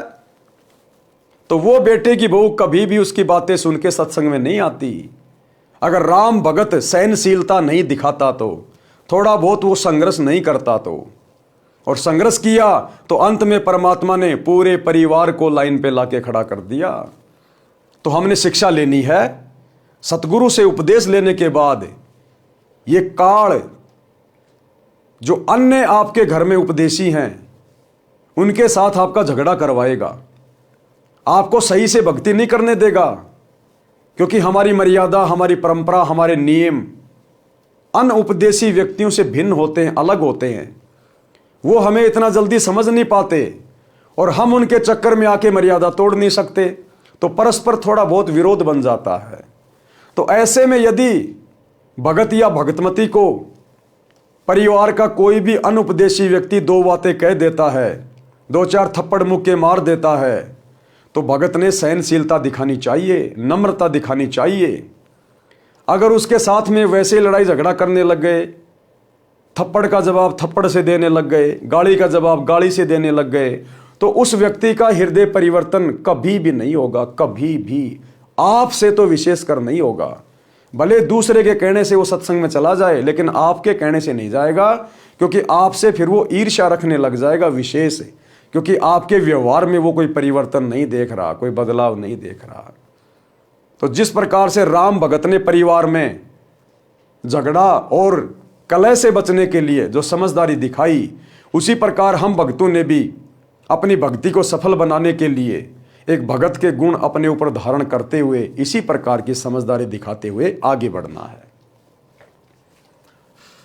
बेटे के पूछने पर यही कहता था कि बेटा किसी प्रकार की सेवा में कमी नहीं है, बड़े अच्छे घर की बेटी है, समझदार है, हमारा सौभाग्य है कि ये अपने घर आ गई, हमारा तो इस बेटी ने घर बसा दिया है। मैं पापिन ये शब्द सुनकर भी नरम नहीं पड़ी। क्योंकि मेरी आत्मा पर पाप कर्मों की परत चढ़ चुकी थी, जो 2-3 बार सत्संग सुनने के पश्चात पाप की परत उतरी है। आत्मा में अच्छे संस्कार उठने लगे। 3 दिन सत्संग सुनकर भगत राम भगत पोता पोती तथा पुत्र वधू के साथ घर पर आ गया। अब 3 दिन लगातार गुरुजी का सत्संग सुना, दोनों टाइम सुबह शाम, और बेटे की बहू को अच्छे से समझ में आ गया। अपने बुरे बर्ताव से आत्मग्लानि हो गई। ससुर जी के प्रति उसका विचार, उसका रवैया बिल्कुल बदल गया। अपने सगे पिता जैसा दिखाई देने लगा। कैसे? सत्संग के कारण, सतगुरु की शरण के कारण, सतगुरु की भक्ति के कारण। क्योंकि संस्कार सतगुरु बनाता है और ये काल हमारे संस्कारों को सत्संग के भाव से बिगाड़ता है। तो राम भगत जी 3 दिन तक सत्संग सुनकर सपरिवार अपने घर वापस आ जाते हैं। बच्चों ने भी वहां छोटे बच्चों को खाना खिलाने, पानी पिलाने की सेवा करते। अन्य पुराने सत्संगी बच्चों को देखा तो वे भी सेवा करने लगे। अब राम भगत के पोता पोती भी सत्संग में अन्य जो छोटे छोटे बच्चे थे सेवा कर रहे थे। भंडारे में पानी पिला रहे थे, किसी को चाय पिला रहे थे, किसी को नहला रहे थे। तो वो छोटे छोटे बच्चे भी वही सेवा करने लगे वहां पर। उनको भी बड़ा आनंद आने लगा दूसरों की सेवा करने में। घर पर आकर अपने दादाजी के लिए पानी की बाल्टी भरकर दोनों भाई बहन लटका लाए और बोले, दादाजी स्नान कर लो। राम भगत जी ने कहा कि बच्चों, तुम्हारे पेट में दर्द हो जाएगा, इतना वजन मत उठाओ, मैं अपने आप ले जाऊंगा। बच्चे बोले कि दादाजी, सत्संग में गुरुजी ने बताया था कि सेवा करने से लाभ ही लाभ मिलता है, कोई कष्ट नहीं होता। अगर पेट में दर्द भी हो गया तो सेवा के कारण गुरुजी ठीक कर देंगे। हम रोटी खाएंगे तो हमारा पेट भरेगा, हम सेवा करेंगे तो हमें पुण्य मिलेगा। बच्चों में भी इतनी जल्दी संस्कार उत्पन्न हो गए। जैसी सेवा वो आश्रम में कर रहे थे, तुरंत घर पे आकर अपने दादाजी के लिए पानी की बाल्टी भर के लेके आ गए, गर्मा गर्म पानी की। यदि रोग भी हो तो भक्ति और सेवा से समाप्त हो जाता है। वहां आश्रम में अनेकों माई भगत बता रहे थे कि हम बीमार रहते थे, नाम लेने के पश्चात जैसी सेवा कर सके करने लगे। हम स्वस्थ हो गए। डॉक्टरों ने जवाब दे दिया था, देखो हमारी दवाइयों की पर्चियां, 4 वर्ष से उपचार चल रहा था, अब कोई दवा नहीं खाते। बच्चों ने क्या बताया दादाजी को? जब दादा ने कहा कि बच्चों ज्यादा वजन मत उठाओ, पेट में दर्द हो जाएगा, तो बच्चों ने सत्संग में सुनी बातें बतानी शुरू कर दी कि गुरुजी ने कहा था कि अगर हम सेवा करेंगे तो हमारे को पुण्य मिलेगा, हम रोटी खाएंगे तो हमारा पेट भरेगा। और अगर कोई दिक्कत भी हो गई तो गुरुजी कह रहे थे कि भगवान तो अपनी भक्ति से रोग को भी ठीक कर देता है। हमने वहां बहुत सारे भगत देखे थे जो हॉस्पिटल से दुखी होके, डॉक्टरों से दुखी होके अपनी पर्चियां ले लेके आए थे कि हम इतने सालों से बीमार थे, हमारे ऊपर कोई दवा काम नहीं कर रही थी। जैसे ही हमने सतगुरु रामपाल जी से उपदेश लिया, तुरंत हमारा रोग समाप्त हो गया। यानी सतगुरु ने तो हॉस्पिटलों को भी फैल कर दिया, डॉक्टरों को भी फैल कर दिया। हमारे गुरुजी तो डॉक्टरों के भी डॉक्टर हैं। दास गरीब तबीब सतगुरु बंदी छोड़ कबीर हैं। तबीब यानी वैद्य, वैद्यों का वैद्य भी सतगुरु है। ये हमारे शरीर और आत्मा दोनों का वैद्य है। तो ये सारी बातें वो अपने दादाजी को बताने लगे। परमात्मा ने वेदों का भी हवाला दिया है। ऋग्वेद मंडल 10 सूक्त 161 मंत्र 2 में भी यही प्रमाण है कि यदि रोगी मृत्यु के निकट पहुंच गया है, यानी उसको असाध्य रोग भी हो गया हो, यदि वह भक्ति पर लग जाए तो परमात्मा उसको मृत्यु के मुख से निकाल कर ले आए। आज हमें वही तो परमात्मा मिला हुआ है। और इस परमात्मा को किसी का रोग ठीक करने के लिए हॉस्पिटल की जरूरत नहीं है, डॉक्टरों की जरूरत नहीं है, मेडिसिन की जरूरत नहीं है। ये परमात्मा समर्थ है अपनी भक्ति की शक्ति से, अपने आशीर्वाद से। सतगुरु जो चावे सो कर ही, 14 कोटि दूत यम डर ही, ऊत भूत जम त्रास निवारे, चित्रगुप्त के कागज फाड़े। अगर धर्मराज के कागजों में भगत की रोग से मृत्यु होनी लिखी हो, परमात्मा उसको भी कैंसिल कर देगा, उसके कागज फाड़ देगा, अपने भगत की तकदीर नए सिरे से अपने हाथ से लिख देगा। उसे स्वस्थ करके 100% यानी पूरी आयु जीवन देता है। लेखक, ये लेखक शब्द क्यों लिखा है पता है लास्ट में? कि ऋग्वेद मंडल में जिस प्रकार से परमात्मा के गुण लिखे हैं ना, आज इस पुस्तक का लेखक है उन समस्त गुणों युक्त। यानी आज लेखक स्वयं धरती पर सतगुरु रूप में आपको उपलब्ध है, प्राप्त है। ये ऋग्वेद में इसी सतगुरु के विषय में लिखा हुआ है। जब सतगुरु कबीर जी धरती पर प्रकट होते हैं संत रूप में, तब वो ऐसे चमत्कार करते हैं। और निसंदेह सतगुरु रामपाल जी की शरण में आने के बाद हजारों नहीं लाखों की संख्या में आपको ऐसे भगत भाई बहन मिलेंगे जिनको देश के बड़े बड़े hospital, PGI, AIIMS, Apollo, Safdarjung, इन्होंने मना कर दिया था कि अब आगे आपका जीवन शेष नहीं है, घर जाइए। घर वालों को कह दिया था 2-3 महीने सेवा कीजिए, इससे ज़्यादा जीवन नहीं है। और जैसे सतगुरु की शरण में आए, उपदेश लिया, भक्ति शुरू की, आज वो घोड़े की तरह दौड़ रहे हैं। ऋग्वेद में लिखा है परमात्मा अपने भगत को यदि वो मृत्यु के निकट भी पहुंच चुका है, धर्मराज के दरबार में भी यदि यम के दूत उसको ले गए हैं, परमात्मा वहां से भी अपने भगत को छुड़वा कर 100 वर्ष की आयु प्रदान कर देता है भक्ति के लिए। तो आज ये समस्त गुण धरती पर यदि एकमात्र किसी संत में हैं तो सतगुरु रामपाल जी में है, क्योंकि ये स्वयं ऋग्वेद वाला परमात्मा है। इसलिए गुरुदेव ने यहां पर लास्ट में लेखक लिखा है कि ये सारे गुण लेखक कौन है? हमारे गुरुदेव लेखक में उपलब्ध है। इतनी देर में पुत्र वधू आई। अब दोनों बच्चे और दादाजी आपस में बातें कर ही रहे थे, जो बातें गुरुदेव ने सत्संग में सुनाई थी। इतने देर में राम भगत के बेटे की बहू आई और क्या बोली? इतनी देर में पुत्र वधू आई और कहा पिताजी स्नान कर लो। कहाँ तो सूखी रोटी टेढ़ा मुंह करके पकड़ा के जाती थी कि खा ले खाना तो खा ले, व्यर्थ में हमारे ऊपर बोझ बन के बैठ गया, कब मरेगा। और एक सत्संग सुनने से इतना हृदय परिवर्तित हो गया। इसको कहते हैं सतगुरु के वचन की शक्ति।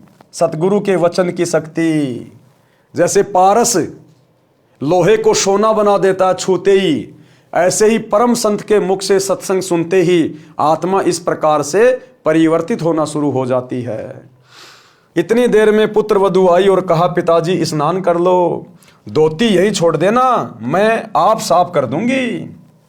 राम भगत जी ने कहा कि बेटी आपको घर का बहुत कार्य करना होता है, खाना बनाना, पानी लाना, पशु संभालना है, मैं आप धो लूंगा। मेरी टांग भी अब ठीक हो गई है, बस थोड़ा सा लंग रहता है। राम भगत स्नान करके धोती बदलकर धोती धोने लगा। उसी समय बच्चों ने आकर धोती छीन ली और लेकर अंदर भाग गए और अपनी माता जी को दे दी। फिर कुर्ता भी ले गए, दूसरा कुर्ता लाकर दे दिया। लड़का खेत से पशुओं का चारा लेकर आया और पहले की तरह पिताजी को देखा और बिना बोले आगे घर में चला गया। अब बेटे की तो वही पहले वाली आदत। अब बेटे को क्या पता कि तेरी औरत सत्संग सुन के बदल चुकी है। उसके संस्कार सतगुरु ने परिवर्तित कर दिए। उसकी आत्मा में अब दया भाव भर दिया सतगुरु ने। अब वो पहले वाली नहीं रही। लेकिन बेटा तो अभी भी पहले वाला ही था। बेटा घर खेत से आया, अपने पिताजी को देखा और देख के अंदर की ओर चला गया। उसने देखा कि पत्नी निर्मला हलवा बना रही थी। अब ये पॉइंट भाई और बहनों आप और हमारे लिए, हम जितने भी सतगुरु रामपाल जी परमेश्वर जी के फॉलोवर हैं, भगत हैं, ये आप और हमारे लिए है। सतगुरु यानी स्वयं परमात्मा, परमेश्वर, अल्लाहू अकबर, धरती पर यह सतज्ञान इनके अलावा और कोई नहीं दे सकता। काल के साथ में टक्कर धरती पर और कोई आचार्य शंकराचार्य नहीं ले सकता। इसलिए सतगुरु स्वयं परमात्मा होता है। और गीता अध्याय 3 श्लोक 13 में लिखा है कि परमात्मा को भोग लगाए बिना जो व्यक्ति अन्न पकाते हैं, अन्न खाते हैं, वो तो समझो पाप खा रहे हैं, पाप।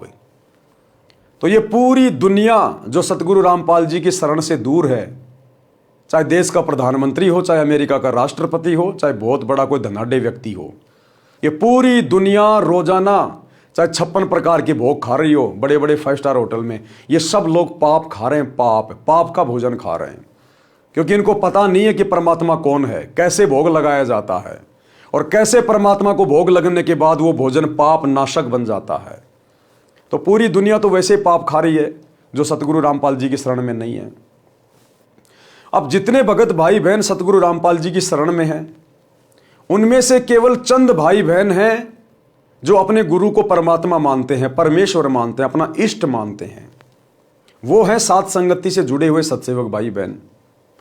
बाकी सतलोक आश्रमों से जुड़े हुए 90% भाई बहन आज भी इस ज्ञान को अच्छे से ना समझ पाने के कारण, अपने कमजोर संस्कारों के कारण अपने गुरुजी में परमात्मा नहीं देख रहे हैं, जिस कारण से वे आत्माएं भी अपने अपने घरों पर अपने गुरुदेव भगवान को भोग लगाकर भोजन प्रसाद ग्रहण नहीं करते हैं, केवल एक छोटी सी अन्नदेव की आरती कर देते हैं।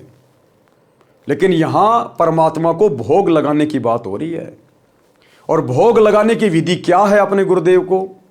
हमें जो 3 समय की आरती की पुस्तक मिलती है, नित्य नियम पुस्तिका, उसमें संध्या आरती के बाद में लिखा हुआ भोग लगाने की विधि। आज लग्या साहेब को भोग दीन के टुकड़े पानी का, मोकू कहाँ ढूंढे रे बंदे मैं तो तेरे पास में।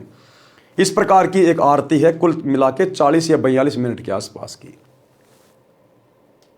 तो इस विधि से यदि वर्तमान में पूरे विश्व में सतगुरु रूप में आए हुए परमात्मा को पहचान कर, अपने अपने घरों को आश्रम बनाकर, ज्ञान को आधार बनाकर, गुरु को इष्ट मानकर यदि कोई भोग लगा रहा है तो केवल सत्सेवक भाई बहन है। हम दोनों समय गुरुदेव को भंडारे का भोग लगाते हैं। सुबह सतगुरुदेव के लिए नाश्ता तैयार किया जाता है और भंडारे के दोनों समय हलवा राम बनाया जाता है। थोड़ा सा, जिसको जितने भी परिवार में उपदेशी हैं या अनुपदेशी हैं, एक एक चम्मच हलवा प्रसाद ले सके। आधा कटोरी, 1 कटोरी हलवा दोनों समय बनता है। तो यह है विधि कंप्लीट। जब आपको परमात्मा की पहचान हो जाए, उसके बाद आप जी खाली अन्नदेव की आरती के साथ में भोग लगा के भोजन नहीं कर सकते। फिर तो आप अपने गुरु को परमात्मा मानकर गीता अध्याय 3 श्लोक 13 के अनुसार भोग की आरती के साथ भोग लगा के भोजन ग्रहण करेंगे। उससे पहले आप जी भोजन खा ही नहीं सकते, क्योंकि अब आपको विधि का पता चल गया कि हमने तो अपने पापकर्म कटवाने हैं और सतगुरु को परमात्मा मानकर भोग लगाकर भोजन खाने से हमारे पापकर्म कटेंगे। और भोग लगाने की आरती क्या है, विधि क्या है, वो नित्य नियम की पुस्तिका में लिखी हुई है। संध्या आरती के बाद, अन्नदेव की छोटी बड़ी आरती के बाद भोग लगाने की विधि। तो सभी सत्सेवक भाई बहन जो सात संगति से जुड़े हैं, वे प्रतिदिन अपने गुरुदेव भगवान को भोग लगाते हैं। सप्ताह में 1 बार तो बड़ी भोग की आरती के साथ और बाकी दिन छोटी भोग की आरती के साथ। छोटी भोग की आरती क्या है? सभी सत्सेवक भाई बहनों के घरों में परमात्मा का बेड लगा हुआ है, गुरुदेव का आसन लगा हुआ है, गुरुदेव की चौकी लगाई जाती है। घर में जो भी भंडारा बनता है वो सबसे पहले सतगुरुदेव जी को अर्पित किया जाता है एक थाल में। और गुरुदेव भगवान को जो हम भोग लगाएंगे केवल देसी घी से बना हुआ होना चाहिए। गाय या भैंस के देसी घी से, डालडा या वनस्पति घी का प्रयोग नहीं होता। हम भाई बहन तेल में बनी सब्जी खा सकते हैं, लेकिन अपने सतगुरु को तेल से बनी हुई सब्जी का भोग नहीं लगा सकते। डालडा या वनस्पति घी तो हम भक्तों ने भी नहीं यूज करना, क्योंकि इसमें जानवरों की चर्बी आती है। ना हमने डालडा और वनस्पति घी को जब हम जोत जलाते हैं, हवन करते हैं, उसमें भी प्रयोग नहीं करना। हवन में केवल गाय या भैंस का देसी घी, वो चाहे आप किसी डेयरी से लाओ चाहे किसी गांव से लाओ। और सतगुरु के लिए जो भोजन बनेगा, भले 4 चपाती और 1 कटोरी सब्जी की जो आप बनाएंगे, भले 1 चम्मच देसी घी से बनाओ, लेकिन सतगुरु का भंडारा जो भी बनेगा देसी घी से ही बनेगा। डालडा का प्रयोग नहीं होगा, तेल का प्रयोग नहीं होगा बिल्कुल भी। हम परिवार वाले तेल से बनी हुई सब्जी का भोजन खा सकते हैं, नो प्रॉब्लम, लेकिन सतगुरु के लिए जो सब्जी बनेगी, जो चपातियां चुपड़ेंगी, वो देसी घी में। तो इस प्रकार से फिर हम अपने गुरुदेव के जहां पर हमने आसन लगा रखे हैं, हम लोग एक चौकी पे वो थाल रख देते हैं। सबसे पहले मंगलाचरण करते हैं, फिर गुरुदेव भगवान से भोजन करने की प्रार्थना करते हैं कि हे परमपिता परमात्मा, सारी सृष्टि के रचनहार, कुल मालिक, कबीर परमेश्वर सतगुरु रामपाल जी भगवान, आप जी का भोग प्रसाद तैयार है। आप अपनी पवित्र रसना से इसे पवित्र करने की कृपया करें। हे परमेश्वर, भोग प्रसाद बनाते समय, लगाते समय या भोग की आरती करते समय हम तुच्छ बुद्धि जीवों से यदि कोई त्रुटि रहे तो हमें तुच्छ जानकर अक्षमा करें परवरदिगार। यानी सबसे पहले मंगलाचरण गरीब नमो नमो सतपुरुष को, जो हम भाई बहन करते हैं, लगभग 2 से 2.5 मिनट का है। उसके बाद हम गुरुदेव भगवान से भोजन प्रसाद ग्रहण करने की, उसको पवित्र करने की प्रार्थना करेंगे। उसके बाद फिर हम छोटी भोग की आरती करते हैं। उसके बाद डायरेक्ट हम वो शब्द गाते हैं, आज लग्या साहिब को भोग दीन के टुकड़े पानी का, कोई जगह पुरबला भाग सफल हुआ दिन जिंदगानी का। लगभग 7 से 8 मिनट का ये शब्द है।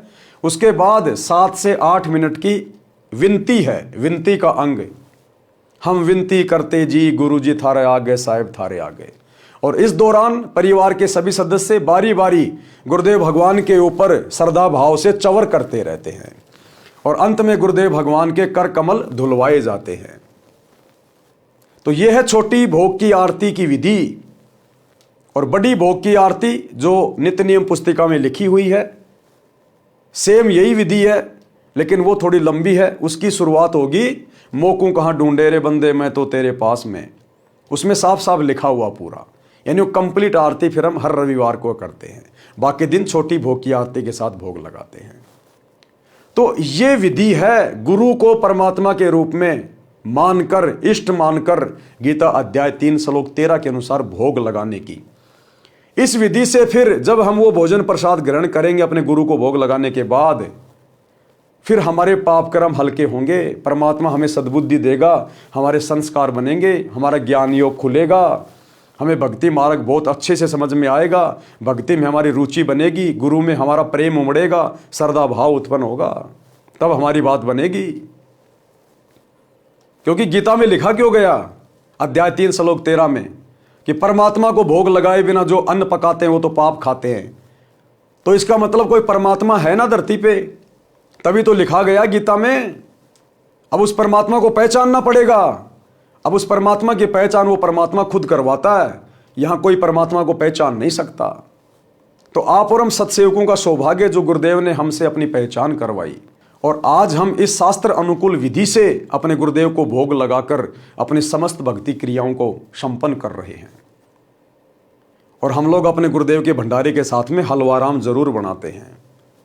तो राम भगत की पत्नी ने क्या किया, गुरुदेव भगवान ने अपने कर कमल से लिखा है आप और हमें समझाने के लिए।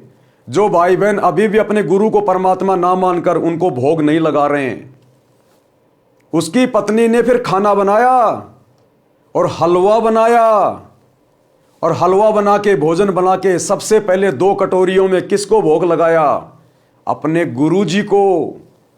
उसके बाद अपने ससुर जी के पास लेके गई। क्या कह रहे हैं गुरुदेव, लड़का खेत से पशुओं का चारा लेकर आया और पहले की तरह पिता को देखा और बिना बोले आगे घर में चला गया। उसने देखा कि पत्नी निर्मला हलवा बना रही थी। उसने सोचा कोई त्योहार होगा, फिर सब्जी रोटी बनाई।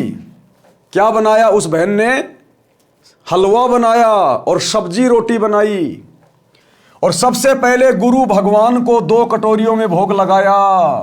क्या लिख रहे हैं गुरुदेव भगवान, आप और हम भक्तों की आंखें खोल रहे हैं कि सबसे पहले गुरु भगवान को, यानी गुरु ही भगवान होता है, गुरु ही भगवान होता है।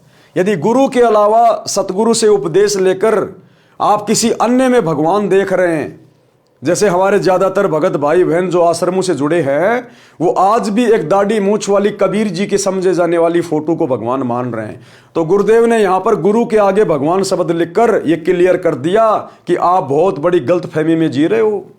अभी तक आपने ज्ञान को आधार नहीं बनाया है।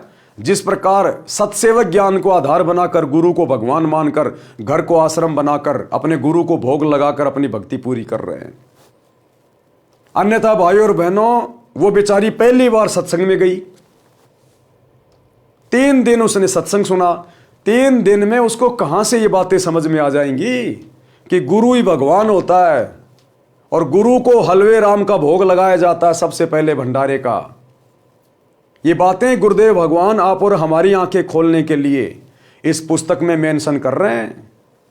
गुरु स्वयं नहीं कहेगा कि मैं भगवान हूं, मैं परमात्मा हूं, मुझे भोग लगाओ, हलवा बनाओ। ये विधि शास्त्रों में लिखी हुई गुरुदेव ने बता दी, अध्याय 3 श्लोक 13 गीता जी का। और यहां गुरुदेव हमें फिर से प्रेरित कर रहे हैं कि बच्चों अभी भी आंखें खोल लो, अपने गुरु को पहचानो, अपने जैसा सामान्य व्यक्ति या सामान्य संत मान के व्यवहार मत करो। तो क्या किया उस बहन ने? सर्वप्रथम गुरु भगवान को 2 कटोरियों में भोग लगाया, अपने गुरु जी को परमात्मा मानकर, भगवान मानकर। गुरु भगवान यानी गुरु ही परमात्मा होता है। सर्वप्रथम गुरु भगवान को 2 कटोरियों में भोग लगाया, तथा फिर एक थाल में रोटी, कटोरियों में हलवा तथा सब्जी डालकर अपने ससुर जी के पास लेकर गई। हलवा बनाया, भोजन बनाया और सबसे पहले अपने गुरु जी को भोग लगाया, उसके बाद में अपने ससुर के पास लेकर गई वो भोजन। और बोली, पिताजी भोजन खा लो, भूख लगी होगी, दूर से आए हैं। राम भगत बोला, बेटी मेरे को ये हजम नहीं होता, सूखी रोटियां ला दे, मैं बीमार हो जाऊंगा। राम भगत जी ने सोचा कि कहीं भावना में बहकर बेटी आज तो सब सेवा कर देगी, परंतु लड़का इसको धमकाएगा क्योंकि उसको सत्संग का ज्ञान नहीं है, कहीं घर में झगड़ा ना हो जाए। इतने में लड़का भी आ गया, अपनी पत्नी को बोला, पिताजी ठीक ही तो कह रहे हैं, ले चल अंदर। पिता का कमरा गली पर था, बच्चों का रहने का अंदर को था। पत्नी बोली, चुप रहे। अब राम भगत के बेटे की बहू बोली, चुप रहे, बहुत कर्म फोड़ लिए, सत्संग में जाके आई हूं, सब कुछ समझ में आ गया मुझे। क्योंकि वो बेटा अपनी पत्नी के कहने में चलता था। तो पत्नी ने कहा, चुप रहे। तो बेटे की क्या औकात, अब वो चुप ना रहे, तो बोले, चुप रहे, वो मैंने बतेरे कर्म फोड़ लिए मेरे। पत्नी बोली, चुप रहे, मैंने बहुत पाप इकट्ठे कर लिए, अब पिताजी की सेवा मैं स्वयं करूंगी। लड़का चुप हो गया। राम भगत ने दोनों बच्चों को थोड़ा थोड़ा हलवा दिया, पुत्र वधू को देने लगा। तो बोली कि आप क्या खाओगे, घर पर और भी बहुत सारा हलवा प्रसाद बचा है, पिताजी आप खाओ, नहीं खाओगे तो मेरी आत्मा रोएगी, क्योंकि मैंने बहुत ज्यादा आपके साथ बदतमीजी कर रखी है, मैंने बहुत ज्यादा पाप इकट्ठे कर रखे हैं। अब आपकी सेवा करके ही सतगुरु मेरे पाप कर्मों को धोएगा, साफ करेगा। आप नहीं खाओगे तो मेरी आत्मा रोएगी। देखो भाई और बहनों, एक सत्संग ने कितना चेंज कर दिया, कितना परिवर्तित कर दिया। अन्यथा राम भगत के ऊपर क्या बीत रही थी।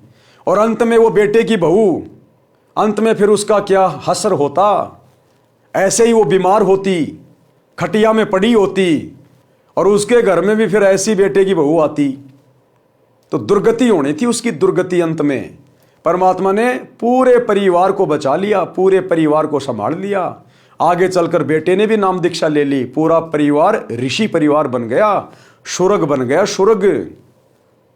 जो सतगुरु अपनी सत भक्ति से, अपने आशीर्वाद से ऐसे उजड़े हुए परिवारों को सुखी कर दे, धरती पर सुर्ग बना दे, तो क्या उस सतगुरु के सतलोक में अखंड सुख नहीं होंगे?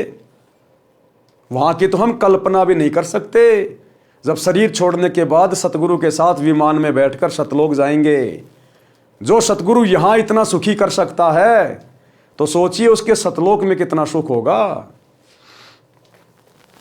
भगत राम भगत जी ने गुरुदेव भगवान का सुमरण किया और भोजन खाया। गुरुदेव भगवान का धन्यवाद किया कि ये परमात्मा, आपने तो मेरे परिवार को उजड़ने से बचा लिया, आपने तो स्वर्ग बना दिया मेरा परिवार। अपने गुरुदेव का धन्यवाद किया। प्रतिदिन पुत्र वधू स्वयं नरम गरम रोटियां गरम गरम लाकर अपने हाथों खिलाए, प्रतिदिन वस्त्र साफ करे और कहे, पिताजी भजन कर लो। एक दिन राम भगत जी की बुआ का लड़का भगत राम निवास आया।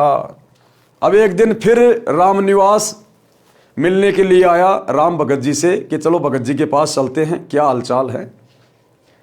एक दिन राम भगत की बुआ का लड़का भगत राम निवास आया, वही राम निवास जो राम भगत को अपने साथ सत्संग में ले गया था और 2-3 महीने अपने साथ में रखा था। राम भगत जी ने उसको सीने से लगा लिया और बोला, रे भाई हमारा घर तो तेरी कृपा से स्वर्ग बन गया। लेकिन भगत ने कभी भी अपने ऊपर नहीं लेनी चाहिए।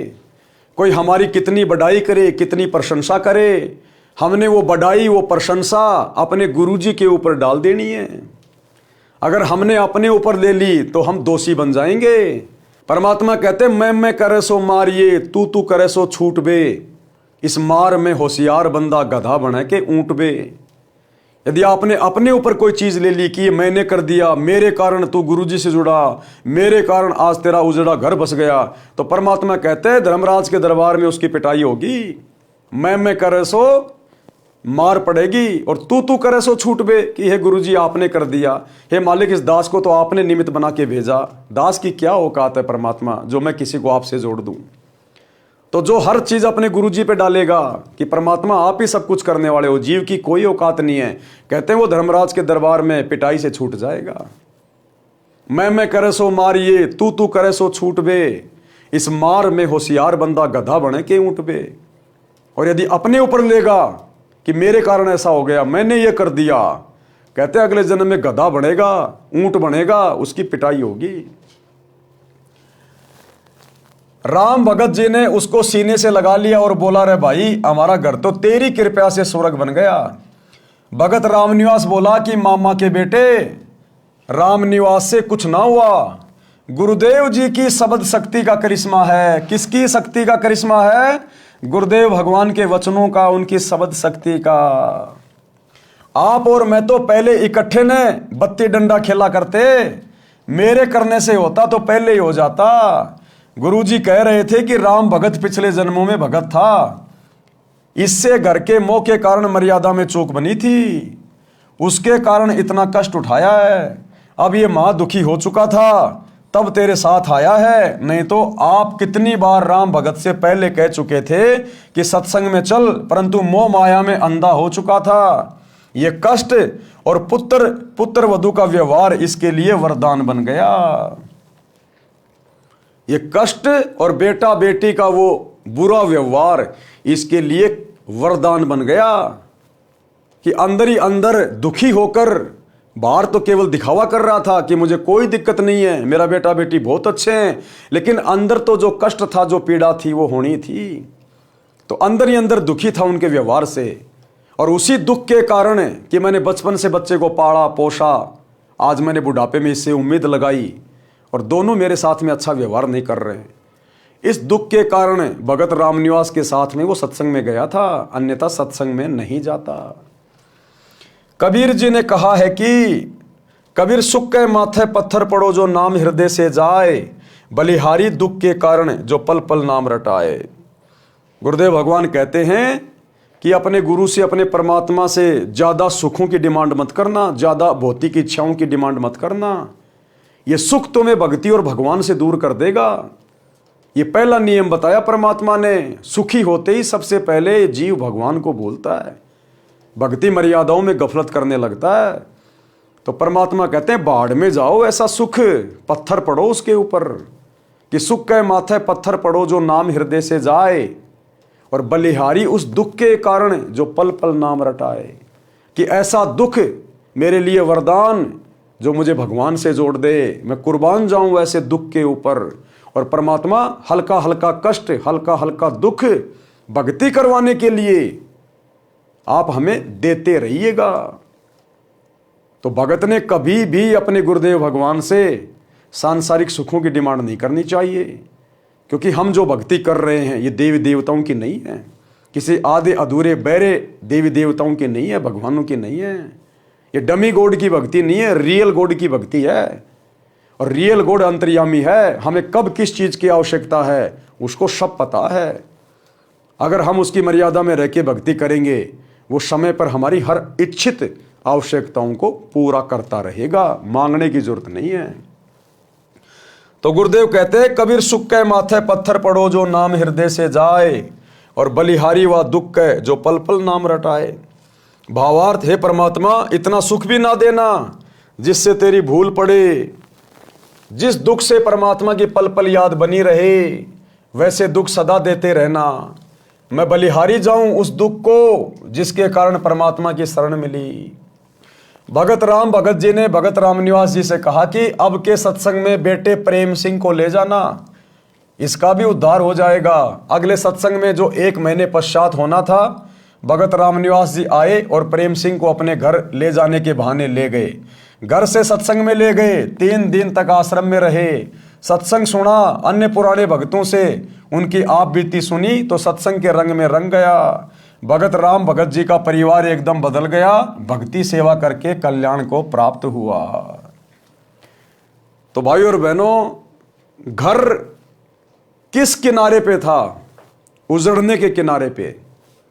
राम भगत का आगे का जीवन यदि परमात्मा उस पर दया ना करते, रामनिवास को निमित्त बनाकर अगर सत्संग में ना लाते, तो भगत राम भगत का बुढ़ापा, उसका आगे का जीवन नरक से कम नहीं था, नरक से कम। और ना उसके बेटा बेटी का व्यवहार चेंज होता, उनको शरण नहीं मिलती गुरु जी की, जिस कारण से उनके बेटा बेटी भी बिगड़ जाते, उनमें भी वही कुसंस्कार पैदा होते चले जाते और नस्लें बिगड़ जाती, पीढ़ियां बिगड़ जाती। लेकिन एक व्यक्ति ने समझदारी दिखाई, राम भगत ने सतगुरु की शरण ग्रहण कर ली, सतगुरु के सत्संग वचन सुने, भक्ति शुरू कर दी। उस एक भगत के कारण परमात्मा ने पूरे परिवार को स्वर्ग बना दिया, स्वर्ग। तो इसी प्रकार भाइयों और बहनों, अभी आप लोग जो सतगुरु रामपाल जी की शरण से दूर हैं, आप लोग जो ये सोच के बैठे कि बस हमारा बेटा नौकरी लग गया, बेटी नौकरी लग गई, बहुत बड़ा अधिकारी बन गया, अरे बड़े बड़े मुख्यमंत्री जेलों में पड़े हैं, आपको तो केवल छोटा मोटा अधिकारी लगा है, मुख्यमंत्री तक जेल में चले जाते हैं। ये सब अपने अपने संस्कारों का कारण है, पाप और पुण्य के कारण सारा खेल हो रहा है यहां पर। अगर अपने जीवन में संस्कारों से ज्यादा चाहते हो, अच्छा चाहते हो, अपने भाग्य में कुछ परिवर्तन चाहते हो, आने वाले संकटों से छुटकारा चाहते हो, जिन संकटों के विषय में आपको नहीं पता कब आपके घर पे बिजली गिर जाए, आप लोग तो खुशी खुशी बेटा नौकरी लग गया, पूरे परिवार को लेके किसी बाबा जी के दर्शन करने जा रहे, पहाड़ों पे, मंदिरों में, तीर्थों पे, और रास्ते में गाड़ी एक्सीडेंट हो गई। जैसे दुनिया कुंभ के मेले में अपने पाप कटवाने जा रही थी, वहां भगदड़ मच गई, दुनिया खुद ही कट गई। अगर वे आत्माएं सतगुरु की शरण में होती तो पहली बार तो इन तीर्थों पे धक्के खाने नहीं जाती, उनको पता चल जाता कि शास्त्र अनुकूल भक्ति साधना क्या है। इस प्रकार इन तालाबों में, नदियों में नहाने से, धोने से पाप नहीं कटते। और वे आत्माएं सतगुरु की शरण में आके सत भक्ति करती, ये मनमाने आचरण करने से बचती, उस भीड़ में जाने से बचते, और आज वो मृत्यु को प्राप्त ना होते। तो सतगुरु की भक्ति से हमारे संस्कार भी कटते हैं, हमारे जीवन में परिवर्तन होता है, विचारों में परिवर्तन होता है। सतगुरु अपने आशीर्वाद से भगत का परिवार सेट कर देता है। इसलिए गुरु की शरण की आवश्यकता होती है। लेकिन नकली गुरुओं की शरण से, उनके सत्संगों से कोई परिवर्तन नहीं होता, कोई बदलाव नहीं होता। सच्चे सतगुरु की शरण ग्रहण करनी पड़ेगी। और आज आप सभी का परम सौभाग्य है, सच्चा सतगुरु, सतयुग से ऋषि महात्मा जंगलों में जा जा के मर गए, एक एक पैर पे खड़े होकर तपस्या करके गड़ गए, आज तक ये सतगुरु और इसकी सत भक्ति नसीब नहीं हुई। और आज इस कलयुग की पिछली पीढ़ी में चूंकि ये भक्ति युग शुरू हो चुका है, आप और हमें मनुष्य जन्म प्राप्त है, सतगुरु धरती पे प्रकट है, परम सौभाग्य है आप और हमारा। ब्रह्मा विष्णु महेश और देवी देवताओं को भी ये सौभाग्य प्राप्त नहीं है, क्योंकि वो भी मोक्ष के लिए भटक रहे हैं, लेकिन काल के हत्थे चढ़ गए, यहां नकली साधना करके चले गए, नकली गुरुओं के शरण में दान पुण्य करके चले गए, दुनिया भर के भंडारे और कंबल बांट के चले गए। उस पुण्य के कारण वो देवी देवता तो बन गए, लेकिन मोक्ष से वंचित रह गए। अब जितने दिन उनके दान पुण्य की कमाई रहेगी, तब तक वो देवी देवता बन के मौज करेंगे। जिस दिन वो कमाई खत्म, ये काल नीचे पटक देगा, गधा कुत्ता सुअर बनेंगे। तो देवी देवताओं को भी ये मौका नसीब नहीं है जो आज आप और हमें है, पूर्ण मोक्ष प्राप्त करने का, उन देवलोकों से भी उत्तम स्थान सचखंड में जाने का, सदा सदा के लिए अखंड सुख प्राप्त करने का, सतगुरु के सतलोक में जाने के बाद फिर ना कभी मरना, ना कभी बूढ़ा होना, ना कभी कोई रोग होना, ना कोई काम धंधा करना, सबको एक समान सुंदर शरीर, वहाँ हाड़ मांस का शरीर नहीं है, टट्टी पेशाब वाला शरीर नहीं है, नूरी शरीर है। सबके बड़े बड़े महल, सबके अपने अपने विमान, सबका भरा पूरा परिवार, कोई राग द्वेष ईर्ष्या नहीं, लड़ाई झगड़ा नहीं, मार पिटाई नहीं, ऊंच नीच का भाव नहीं, जाति और धर्म नहीं। वहां केवल आनंद ही आनंद है, वो सुख सागर है, सुख सागर। लेकिन वो कैसे मिलेगा? आज यदि आप सतगुरु के सत्संग सुनना शुरू करेंगे तो, और ज्ञान समझकर जब आप इनकी शरण में आ जाएंगे, इनके द्वारा प्रदान की गई सतभक्ति शुरू कर देंगे, तो सतगुरु धीरे धीरे सब कुछ परिवर्तित कर देगा, सब कुछ चेंज कर देगा। तो भाई और बहनों, आज के वीडियो में हम केवल इतना ही लेंगे। हम धीरे धीरे आगे बढ़ेंगे, क्योंकि ये पुस्तक कोई सामान्य पुस्तक नहीं है। ये जीने की राह पुस्तक आपके जीवन को परिवर्तित कर देगी, यदि आप जिस जरा सा भी बुद्धि विवेक से काम लेंगे और आज ही अपनी जेब से मोबाइल निकालकर यूट्यूब पर सृष्टि रचना सतगुरु रामपाल जी लिखेंगे और इनके सत्संग सुनना शुरू करेंगे। जिस घर में सतगुरु रामपाल जी के मोबाइल पर या स्पीकर में सत्संग भी बजने शुरू हो जाएंगे, उस घर के और घर वालों के संस्कार उसी दिन से चेंज होने लग जाएंगे। ये छोटी मोटी आम जो बीमारियां हैं, जो हॉस्पिटलों में जाकर लाखों रुपया बर्बाद करने से भी नहीं कट पा रही, सतगुरु के वचन जब कानों के अंदर पड़ेंगे, उन बीमारियों का धीरे धीरे खात्मा होना शुरू हो जाएगा, क्योंकि आपके संस्कार बनने शुरू हो जाएंगे। संस्कार बिगड़े हुए इसलिए आप बीमार हैं, घर में रोगी हैं, घर में लड़ाई झगड़ा है, कलह है। और सच्चे सतगुरु के सत्संग जिस घर में दीवारों से टकराने लग जाते हैं, उस घर की दिनचर्या चेंज हो जाती है। जिस प्रकार आपके घर में हलवा बन रहा है, तो हलवे की महक पड़ोसियों को भी प्रभावित करती है। कुछ दिन बाद वो भी कहेंगे आज तो अपने भी हलवा बना लो। तो इसी प्रकार सत्संग सुनने से सूक्ष्म प्रभाव इस आत्मा के ऊपर पड़ता है, और आत्मा आज नहीं तो कल सतगुरु से जुड़ने के लिए प्रेरित हो जाती है। और एक बार सतगुरु ने यदि अपना कनेक्शन भगत से जोड़ दिया, उसके बाद कमी किस बात की? भाई, जिस घर में आपने लाइट का कनेक्शन ले लिया, तो आपके घर में सारे काम होंगे। पंखा भी चलेगा, लाइट भी जलेगी, एसी भी चलेगा, कूलर भी चलेगा। और जिस घर में लाइट नहीं है, उनकी केवल बैटरी चल रही है, जो लाइट से पहले से चार्ज की हुई है। तो यदि किसी के घर में थोड़ी बहुत सुख शांति है, रोजी रोटी का धंधा बढ़िया है, बेटा बेटी नौकरी में है या खुद नौकरी में है, और भक्ति कर रहा वो 2 नंबर वाली देवी देवताओं की, तो उसके पिछले मनुष्य जन्म की वो भक्ति वाली दान पुण्य की बैटरी थोड़ी बहुत चार्ज है। लेकिन भैया, बैटरी कितने दिन चलेगी? कब तक चलेगी बैटरी? उसकी एक सीमा है। जिस दिन डिस्चार्ज हो जाएगी, पूरे घर में अंधेरा। जिस दिन आपके पिछले पुण्य कर्मों वाली बैटरी डिस्चार्ज होगी, दुखों का पहाड़। अचानक से आप रोगी होंगे, कभी एक्सीडेंट होगा, कभी किसी युवा की मौत हो जाएगी। फिर आपकी भक्ति कहाँ गई? वो जो आप मंदिरों में, मस्जिदों में, चर्चों में, गुरुद्वारों में, कुंभ में, महाकुंभ में, हरिद्वार में, गया पे, तीर्थों पे कावड़ ला रहे थे, बद्रीनाथ, केदारनाथ, जगन्नाथ, दुनिया भर के व्रत करना, वो सारी भक्ति करते करते भी तुम्हारे ऊपर कष्ट। लेकिन फिर भी आप लोगों की बुद्धि नहीं खुलती, कभी काल खुलने नहीं देता। ये बुद्धि खुलेगी सतगुरु के सत्संग सुनने से, और जिस दिन शरण में आ जाओगे उस दिन तो कहना ही क्या। तो गुरुदेव भगवान के आशीर्वाद से आज के वीडियो में हम केवल इतना ही लेंगे। कल रात्रि 8 बजे सभी भाई बहन फिर से लाइव जुड़िए। तब तक गुरुदेव भगवान हम सबको आज्ञा दें, इजाजत दें, सद्बुद्धि दें, आशीर्वाद दें। बंदी छोड़ सतगुरु रामपाल जी भगवान की जय हो। भाई जो गुरु बचन पे डट गए, कट गए फंद 84 के, कट गए फंद 84 के, कट गए फंद 84 के।